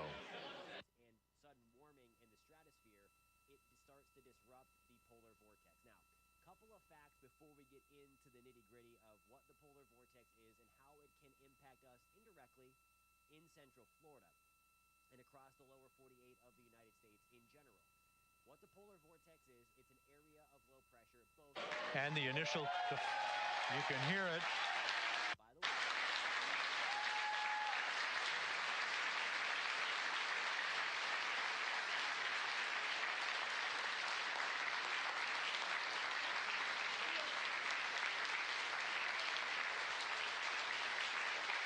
jubilation here in the flight control room. The first crew member is out of Integrity. we're going to break down. The other thing is it's always present. So when you see things in thumbnails of, oh my gosh, the polar vortex is coming like the abominable snowman or something like that, it's not necessarily accurate because it's always present. Again, there's one at each pole and they are miles above the surface, as you'll see in 1 second. It's weaker in summer and stronger in winter. We are expecting the other crew members momentarily to be extracted. Northern hemisphere. And what the main takeaway is, again, the polar vortex is not a storm, but it can be disrupted by that sudden. We now have 2 crew members out. Poles from the Arctic right on down through Canada and into the lower 48. So again, not a storm. It's a thing that's there, but it can be disrupted, and that's going to be the key as we go forward over the next couple of minutes. Okay, now we're going to get into it. So that pink area above the North Pole, across the Arctic Circle, that is the polar vortex. By the way, again, we're 2 crew members out, 2 to go. above our head. At the surface, we have something known as the tropospheric polar vortex, polar jet stream. It's all right there. So the polar vortex, again, is not the polar jet stream. The vortex is a strong low. It contains Arctic air. When it is strong, all of that air is... We're about 1 hour from sunset out in the Pacific. Everything continues to go well. Integrity's systems function perfectly during its entry back to Earth. We can see things... And Reed Wiseman, the commander who will be last out of the vehicle, reported that all the crew members were feeling very well. Low pressure, again, 10 to 30 miles above our head. The colder air is confined to the north underneath that vortex, and you have that very strong west-east flow. You see the arrows there going around the tip top of the Earth there. When the vortex, when you get... Crew member number 3 now out.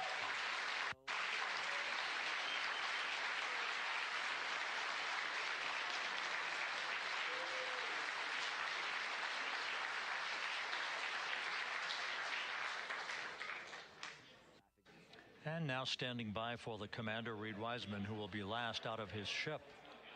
Tend to be colder than normal, and then areas... Bobbing in the Pacific under almost ideal conditions, Integrity spanned 694,000 miles during its journey from launch to splashdown. La Nina, though there is one to follow for the polar vortex, the tropospheric polar vortex.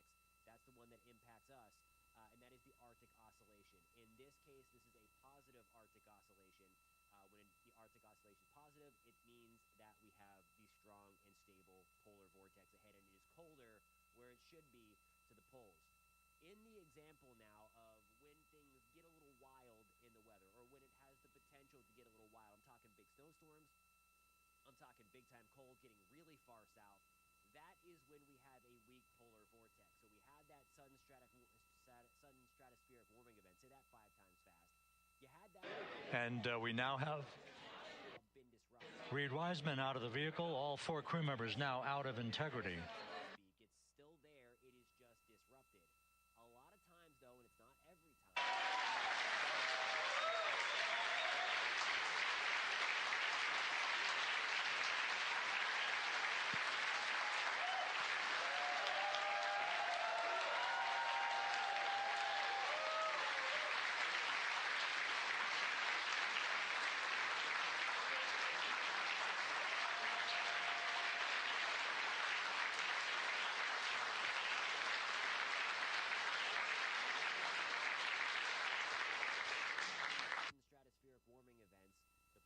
Once again, all 4 crew members now on the front porch.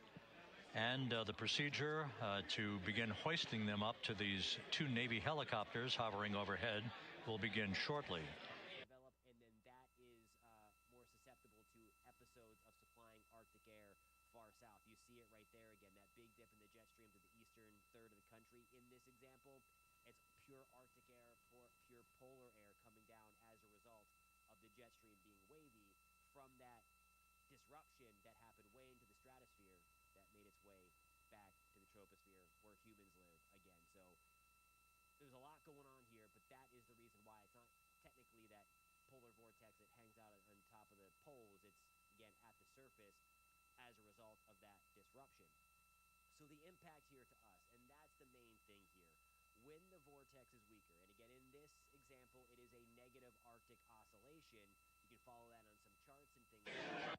When it trends negative, that means that the vortex is weakening. And when the vortex weakens, that helps the jet stream stay weaker. And when the jet stream is weaker, it can be bullied by other things. It gets wavy. And again, when the jet stream is wavy, it turns stormy.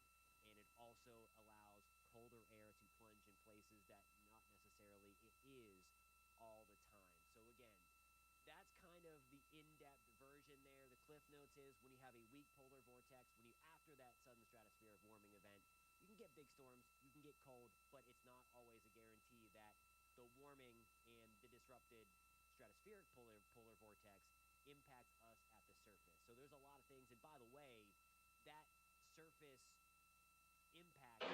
This is Mission Control Houston. The mission is over, but the melody lingers on as jubilation continues here in the flight control room. We should be expecting NASA's Associate Administrator, Amit Kshatriya, to be joining us shortly for a short interview while the recovery operations continue out in the Pacific. So we'll stand by for that. And then we'll turn it back over to Megan Cruz aboard the USS John P. Murtha.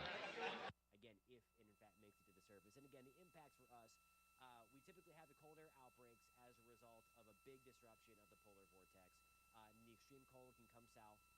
It's certainly sensitive. It does damage to crops. Hard freezes can make their way down into the deep south, into the state of Florida. And, of course, wind chills. Likely going to be windy. It's going to be stormy somewhere. These things can have the tendency to also bring big winter storms. When the jet stream is wavy like that, you obviously have warmer air coming south a little bit more, colder air dipping to the north, cooler air moving north, colder air moving south, warmer air moving back to the north as well. That's how you get that battle zone and get those bigger winter storms to develop. So next time when you hear sudden stratospheric warming, polar vortex, it could mean some cold is on the way, but it's not a giant storm. Could help it to create one. We just wanted to pass along what those buzzwords mean, as you're likely going to hear that a lot through the colder months in the Northern Hemisphere. Here's a look at your neighborhood nowcast.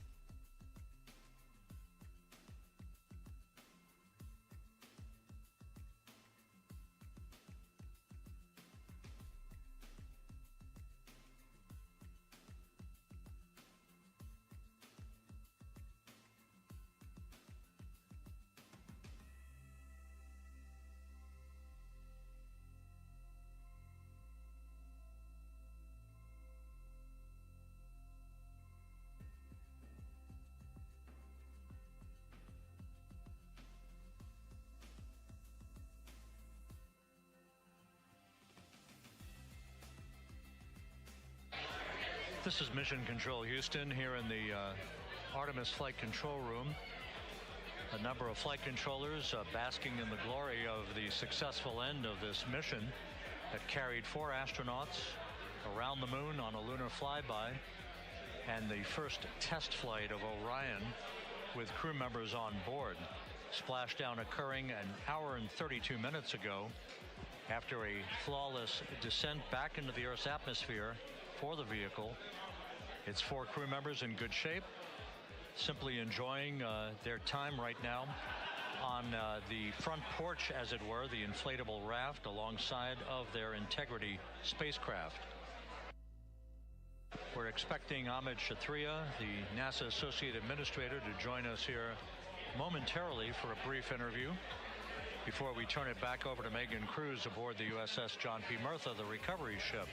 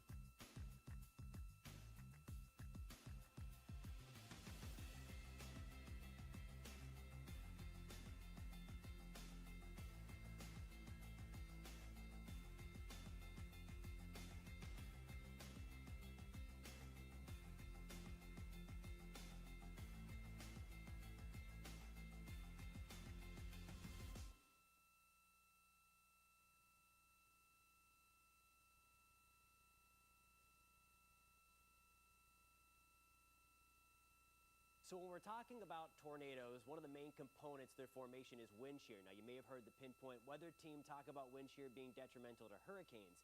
The opposite, though, is true for severe thunderstorms and tornadoes. So here's what we're talking about with the formation. The blue is the wind direction way above your head, several thousand feet above, 15 to 20,000 feet above your head. And then at the bottom of the ground here, you see those red dots and those arrows shooting across your screen. That is the wind direction at the surface. Notice how they are going in two different directions. That is changing of the wind with height. That is our wind shear. Now, this is Mission Control Houston. We're about an hour and 34 minutes since the textbook splashdown of integrity in the Pacific to bring home our astronauts. And with us now is Amit Kshatriya, the NASA Associate Administrator. Amit, a little bit of history made tonight, a little bit of history made over the past few weeks. Your thoughts as this team here basks in the glow of what they just accomplished? Yeah, Rob, we're here in the control center, and it's kind of overrun with jubilant folks in the Mission Control Houston, as well as engineering, and folks that just want to be here, part of it, as we watch our crew get extracted from the vehicle. And, you know, my thought is always, always, always about these teams, the team that's in the water right now, pulling the crew out, the team here in Houston that worked so hard over the last 10 days, no sleep to get this done. You know, we still have some work to do to get the crew to the med bay here on the ship. They all look great coming out, so hopefully that won't be too long. You know, I think we saw the administrator on the boat too, giving his thanks to the Navy team on the Mirtha, which they're just an incredible group of sailors. I was able to visit with them a couple weeks ago. And then if you pull it all the way back to the workers and the folks that joined the rocket at Michoud, that made the heat shield tiles that held together tonight, that stacked the vehicle in Florida, that integrated the vehicle in Denver, that fired the engines in Stennis, that fired the boosters in Promontory. I mean, this is the entire team, coming together and being tested by the environment that this machine went through. And they did it right. The work was good. They did it right. You've said in a number of briefings, of course, and in other forums that this is just the first step. The cadence has to step up, as the administrator has indicated. Now, it's a little early for the full report card on how Integrity did, but did this mission ultimately, from your eyes' view, exceed expectations? It absolutely did. I mean, I was waiting to talk about this until we were in the water, and, I think we still have, again, work to do to bring it in and really kind of go through it bolt by bolt and see what we learned. But, I mean, so far, given what we learned during the mission and given how we performed on ascent, on entry, I always think about energy in terms of the states that you worry about the most, and every time we put these machines through these incredibly energetic states, they came through. So I'm fairly confident that we made a big step tonight to get us on the path towards the surface. I think the path to the surface is open now. We do have to do all the work, and we'll make sure we talk about that as cleanly as we can. We learned a few things during the mission, but I have to tell you, this was an incredible test of an incredible machine.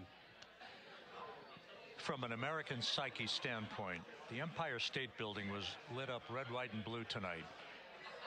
Our coverage was seen on baseball stadiums around the major leagues. How captivating was this experience for the American people, for the world, in fact, as we returned to the moon?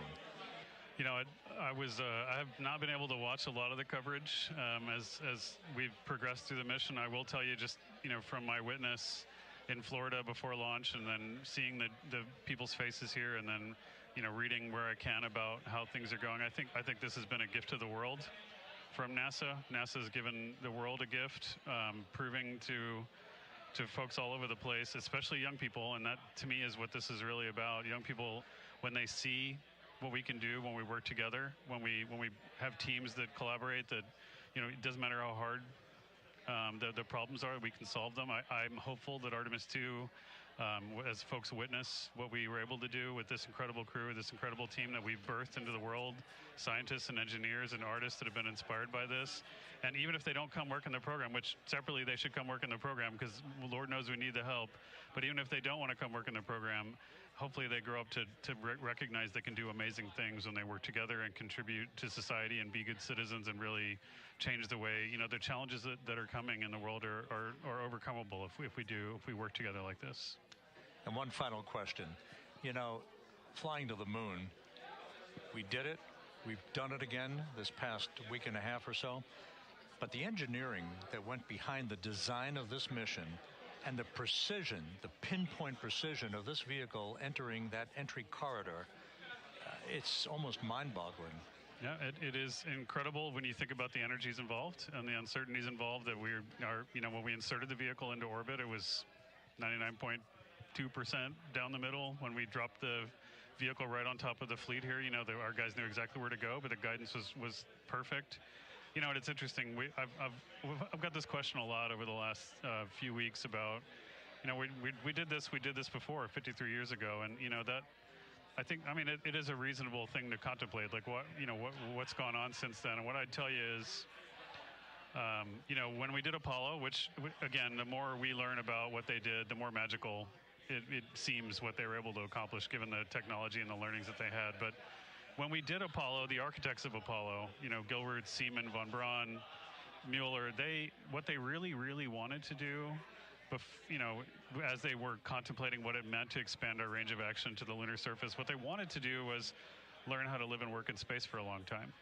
They wanted to do that first before they were confident they could expand their range of action to the moon. Now, of course, the politics of the time and the mission at the time was different, and so they had to go straight to the moon and bring people home. And then after that, the program kind of lost its momentum. But after that, NASA kept moving along those paths, right? So we recognized during Apollo that reusability was going to be important. We spent a lot of money on those machines, and we spent a lot of money on these machines here, but we recognized that reusability was important, which is why we built a winged space plane called Space Shuttle, and then we used that reusable machine to build a space station. And we learned for 25 years how to live and work in space, and have been able to develop technologies that can enable exploration. So really, what I think is now, 53 years later, we're at the point where the architects of Apollo would have been pleased that we're now ready to actually go back to the moon and go back to stay, because we've learned all the things we needed to learn. There's a lot of people pleased here tonight, and we really thank you for joining us, Amit. Amit Kshatriya, NASA's Associate Administrator, as we begin to hoist the crew onto the helicopters to head back to the recovery ship. Thank you very much, and congratulations, Amit. Because it's always present. Again, there's one at each pole, and they are miles above the surface, as you'll see in 1 second. It's weaker in summer and stronger in winter, and that's what the relative to the pole and relative to the hemisphere that you're in. We're going to be talking, obviously, about the northern hemisphere and what the main takeaway is. Again, the polar vortex is not a storm, but it can be disrupted by that sudden stratospheric. This is Mission Control Houston, with the crew members now beginning to be hoisted aboard the Navy helicopters. Let's go to Megan Cruz aboard the USS John P. Murtha, who will take it from here. Can be disrupted, and that's going to be the key as we go forward over the next couple of minutes. Hey, Rob, yeah, back on the bow of the ship here, we are seeing the helicopters circling Orion. The first one there having just completed picking up the first astronaut. Helo 2 now hovering just 40 feet above the front porch, lowering a recovery specialist out of the helicopter. That person will touch down in the front porch just there.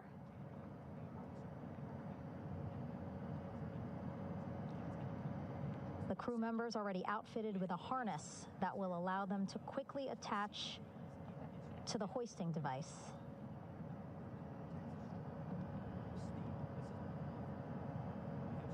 Look at the power of those blades throwing water out at the center there, the front porch, with now 3 astronauts and the recovery specialists. Again, crews already outfitted with a harness vest. And here we go. Second astronaut now off the front porch, getting hoisted into the second helicopter.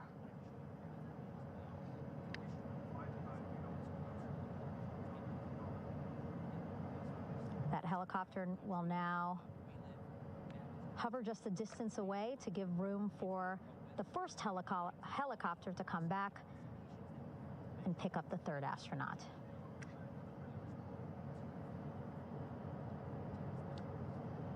As we wait for that helicopter to come back, make its way back around, just want to mention that the President of the United States called our NASA administrator today while he was on the ship, just minutes after we interviewed him live on our coverage, and congratulated him and NASA on this history-making moment tonight. Helicopter 1 again hovering 40 feet over the front porch. We will soon see another recovery specialist getting lowered onto the front porch.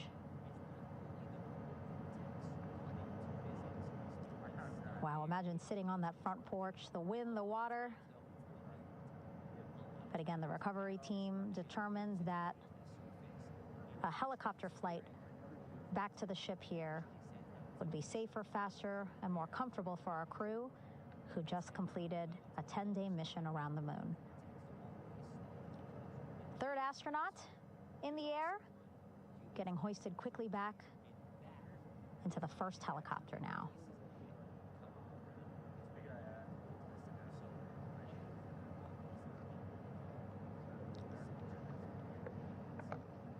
That first helicopter now on its way back to the ship here. We will soon see it land in just a few minutes. Again, all this action happening just 3,000 yards away from us, so a very quick flight back to the flight deck.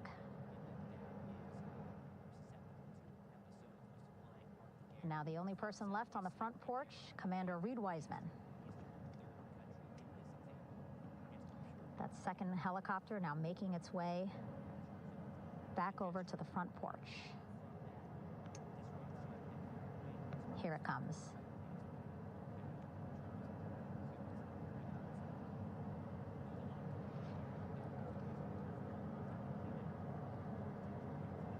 Making its final approach here.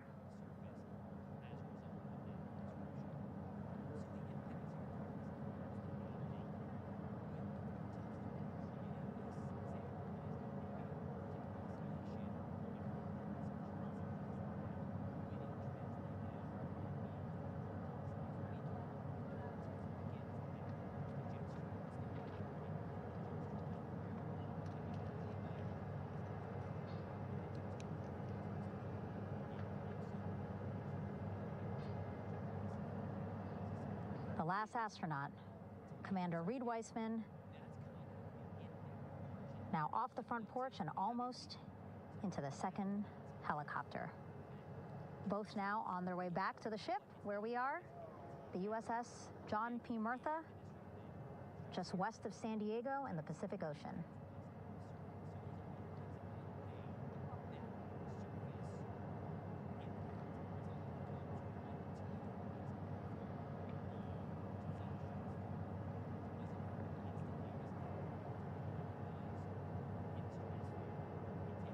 Exciting to see our 4 crew members minutes away from landing on the flight deck here on the recovery ship.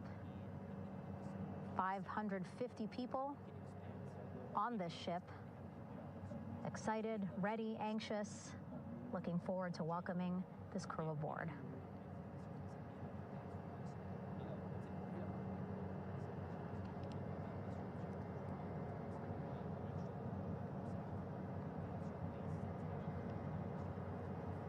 Watching them now with our own eyes. Close to the ship here. Hearing them begin to hover on the flight deck, which is just across from us, here on the bow.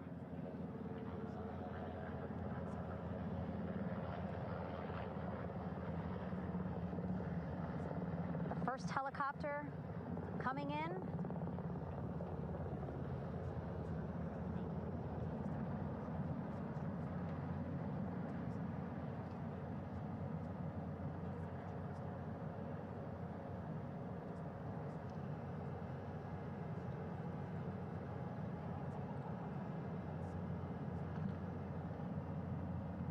And wheels down. Wheels down of the first helicopter carrying 2 of our Artemis II crew. Pilot Victor Glover and mission specialist Christina Cook.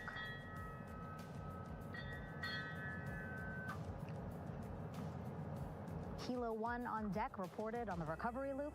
Again, the mission audio loops that the recovery team are using here to communicate with one another. And an announcement just made on the ship, integrity incoming. 2 more helicopters on their way to the flight deck, one carrying the crew, the other, one of our imagery helicopters. Again, kudos to our imagery and aerial teams for giving us these beautiful views of history in the making. Set amid a gorgeous, soon-to-be sunset here in the Pacific Ocean.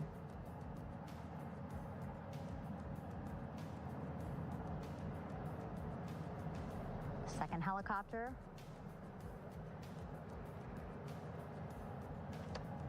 making its approach of the flight deck.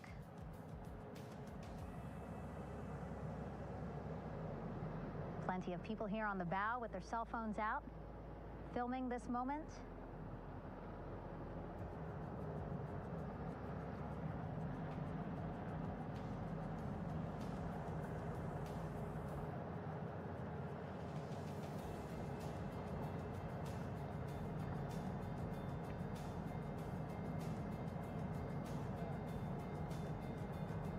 Some impressive flying here by the Navy, as we are seconds away from wheels down. And there you go. We now have all 4 Artemis II crew members on the USS John P. Murtha.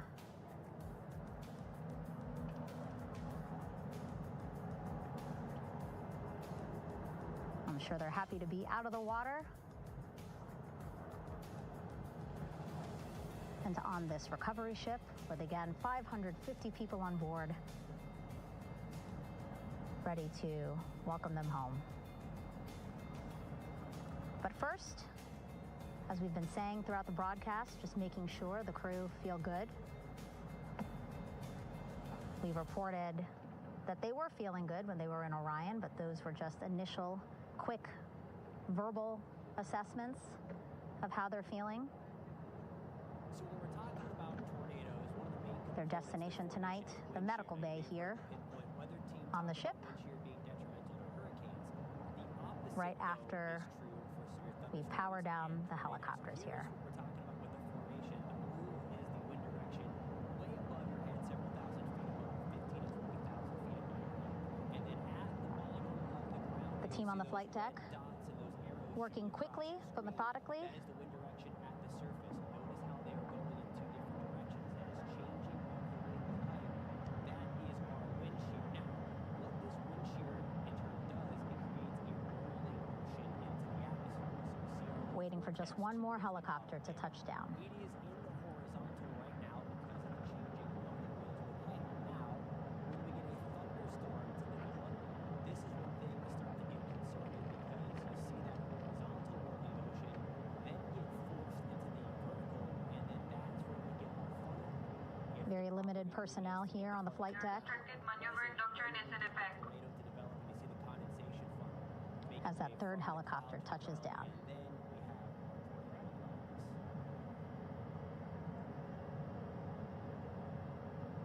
blocks.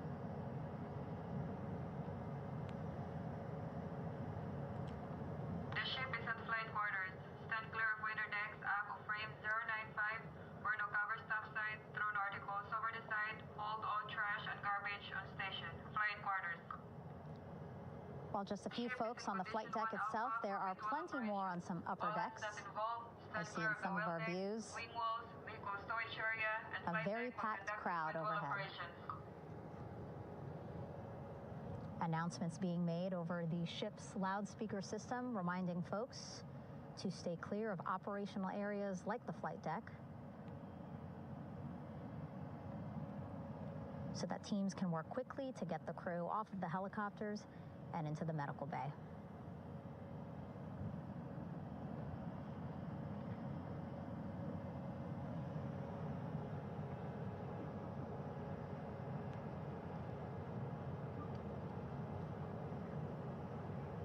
Splashdown today, 5:06 p.m.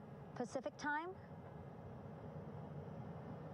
We are within 2 hours of that splashdown time, and already we have all 4 crew members on the flight deck of the USS John P. Murtha.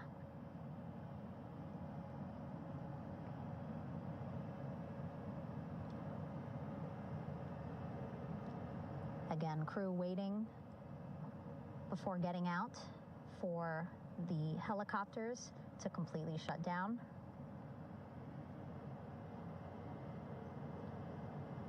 Safety, of course, very important to NASA and the U.S. military.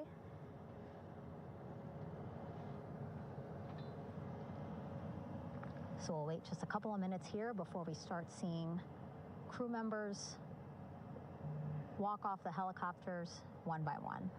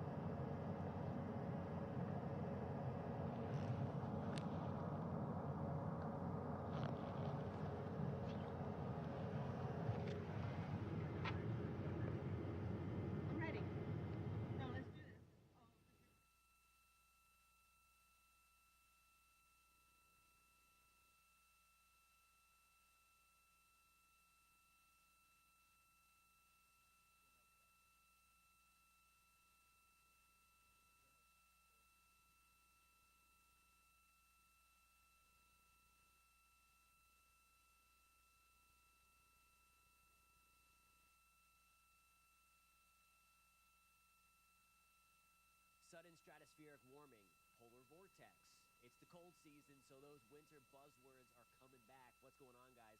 Certified meteorologist Jonathan Kagas back with you. Now, what if I told you those words are actually meteorological and scientific in nature? However, more often than not, they're used incorrectly or just used to hype things up out of proportion. So by the end of this video, you're going to know exactly what they are and why you necessarily shouldn't be scared when you see these terms.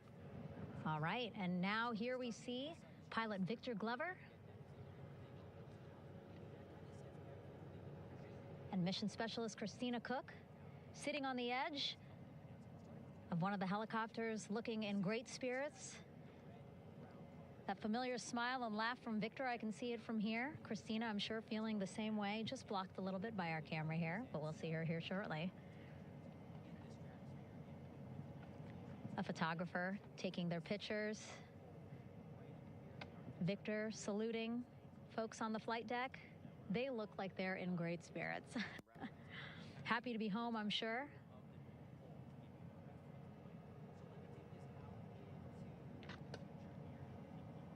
If you're sitting at home, I hope you too are wondering, what would you want to ask them if you got a chance to talk to them? Because that is what I'm thinking about.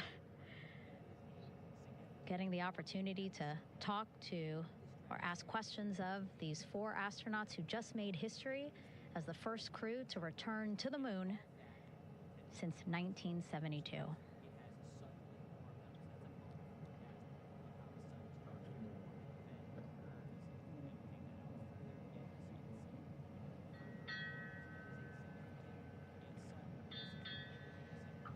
Oh, there we see Christina there, also smiling.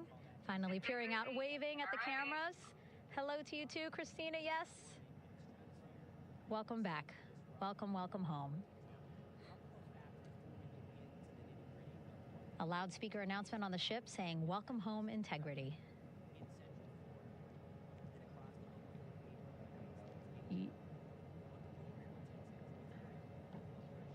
Victor in great spirits.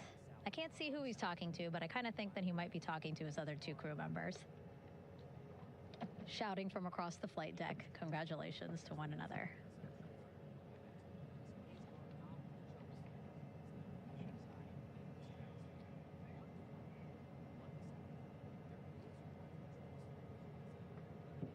And so now we see some Navy personnel walking up to the helicopter. This is again the first helicopter carrying pilot Victor Glover and mission specialist Christina Cook. Both have taken off their helmets now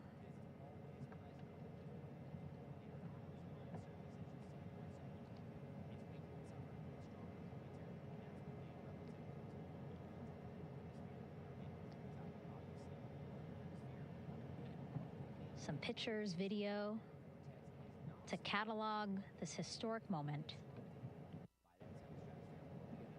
A beautiful sunset just behind them here in the Pacific Ocean.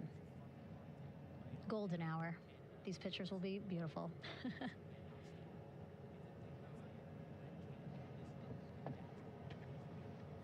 Now we see NASA Administrator Jared Isaacman. He is on the flight deck, as well as Flight Surgeon Rick Schuring walking over to Victor and Christina first. We saw the administrator walk over to the other helicopter, which is carrying Commander Reed Weissman and Mission Specialist Jeremy Hansen. We heard from Rick earlier in the broadcast. Again, he said he's going to be out there on the flight deck to do another initial assessment of the crew, ask them how they're feeling, anything bothering them. But again, from what I'm seeing, they look like they're in great spirits and feeling pretty good for folks who just traveled 695,000 miles from Florida to the moon and now here to the Pacific Ocean.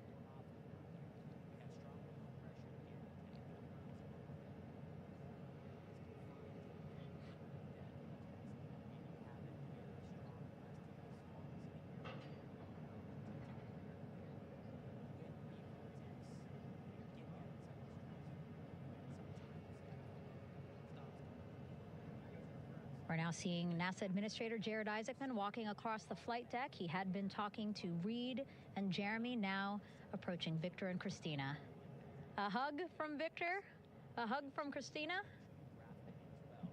What a moment that we're getting to experience together.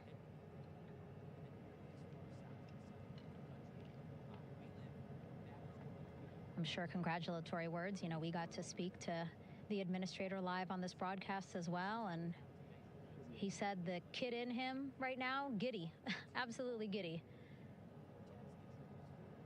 at what we were able to accomplish today. Returning them home safely and in good spirits after a 10-day mission around the moon. And here we go. We're seeing Jeremy walking, waving across the flight deck, now on his way to the medical bay.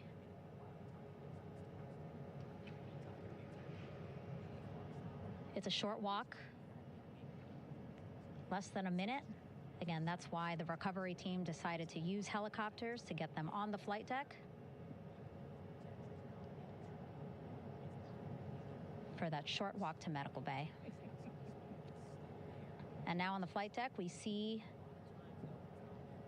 the chief of the astronaut office, Scott Tingle. Rick Schuring switching places. He's going over to the other helicopter. Big hugs from Victor, Christina to Scott. Again, a gorgeous sunset setting the stage for this recovery tonight.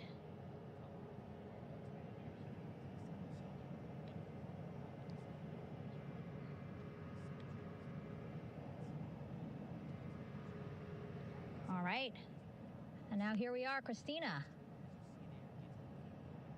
making her way, looking thankful, grateful, happy to be home.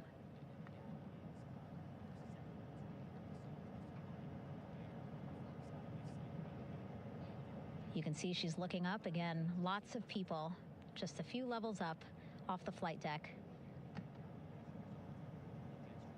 welcoming her home.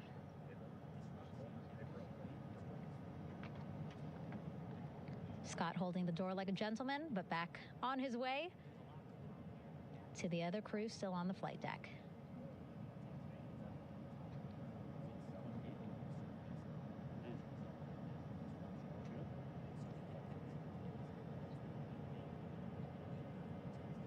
So still on the flight deck, Victor Glover and Reed Weissman. It looks like Victor will be the next one headed to medical bay. More hugs, more hugs. He's a hugger.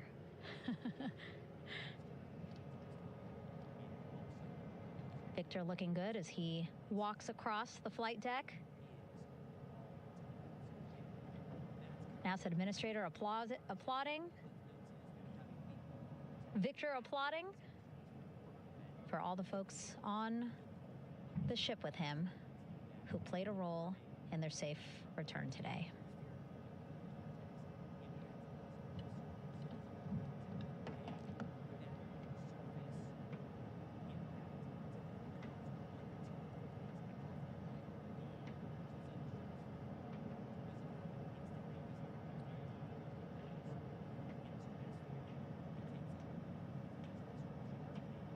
And finally, just one Artemis II crew member left on the flight deck, Commander Reed Weissman.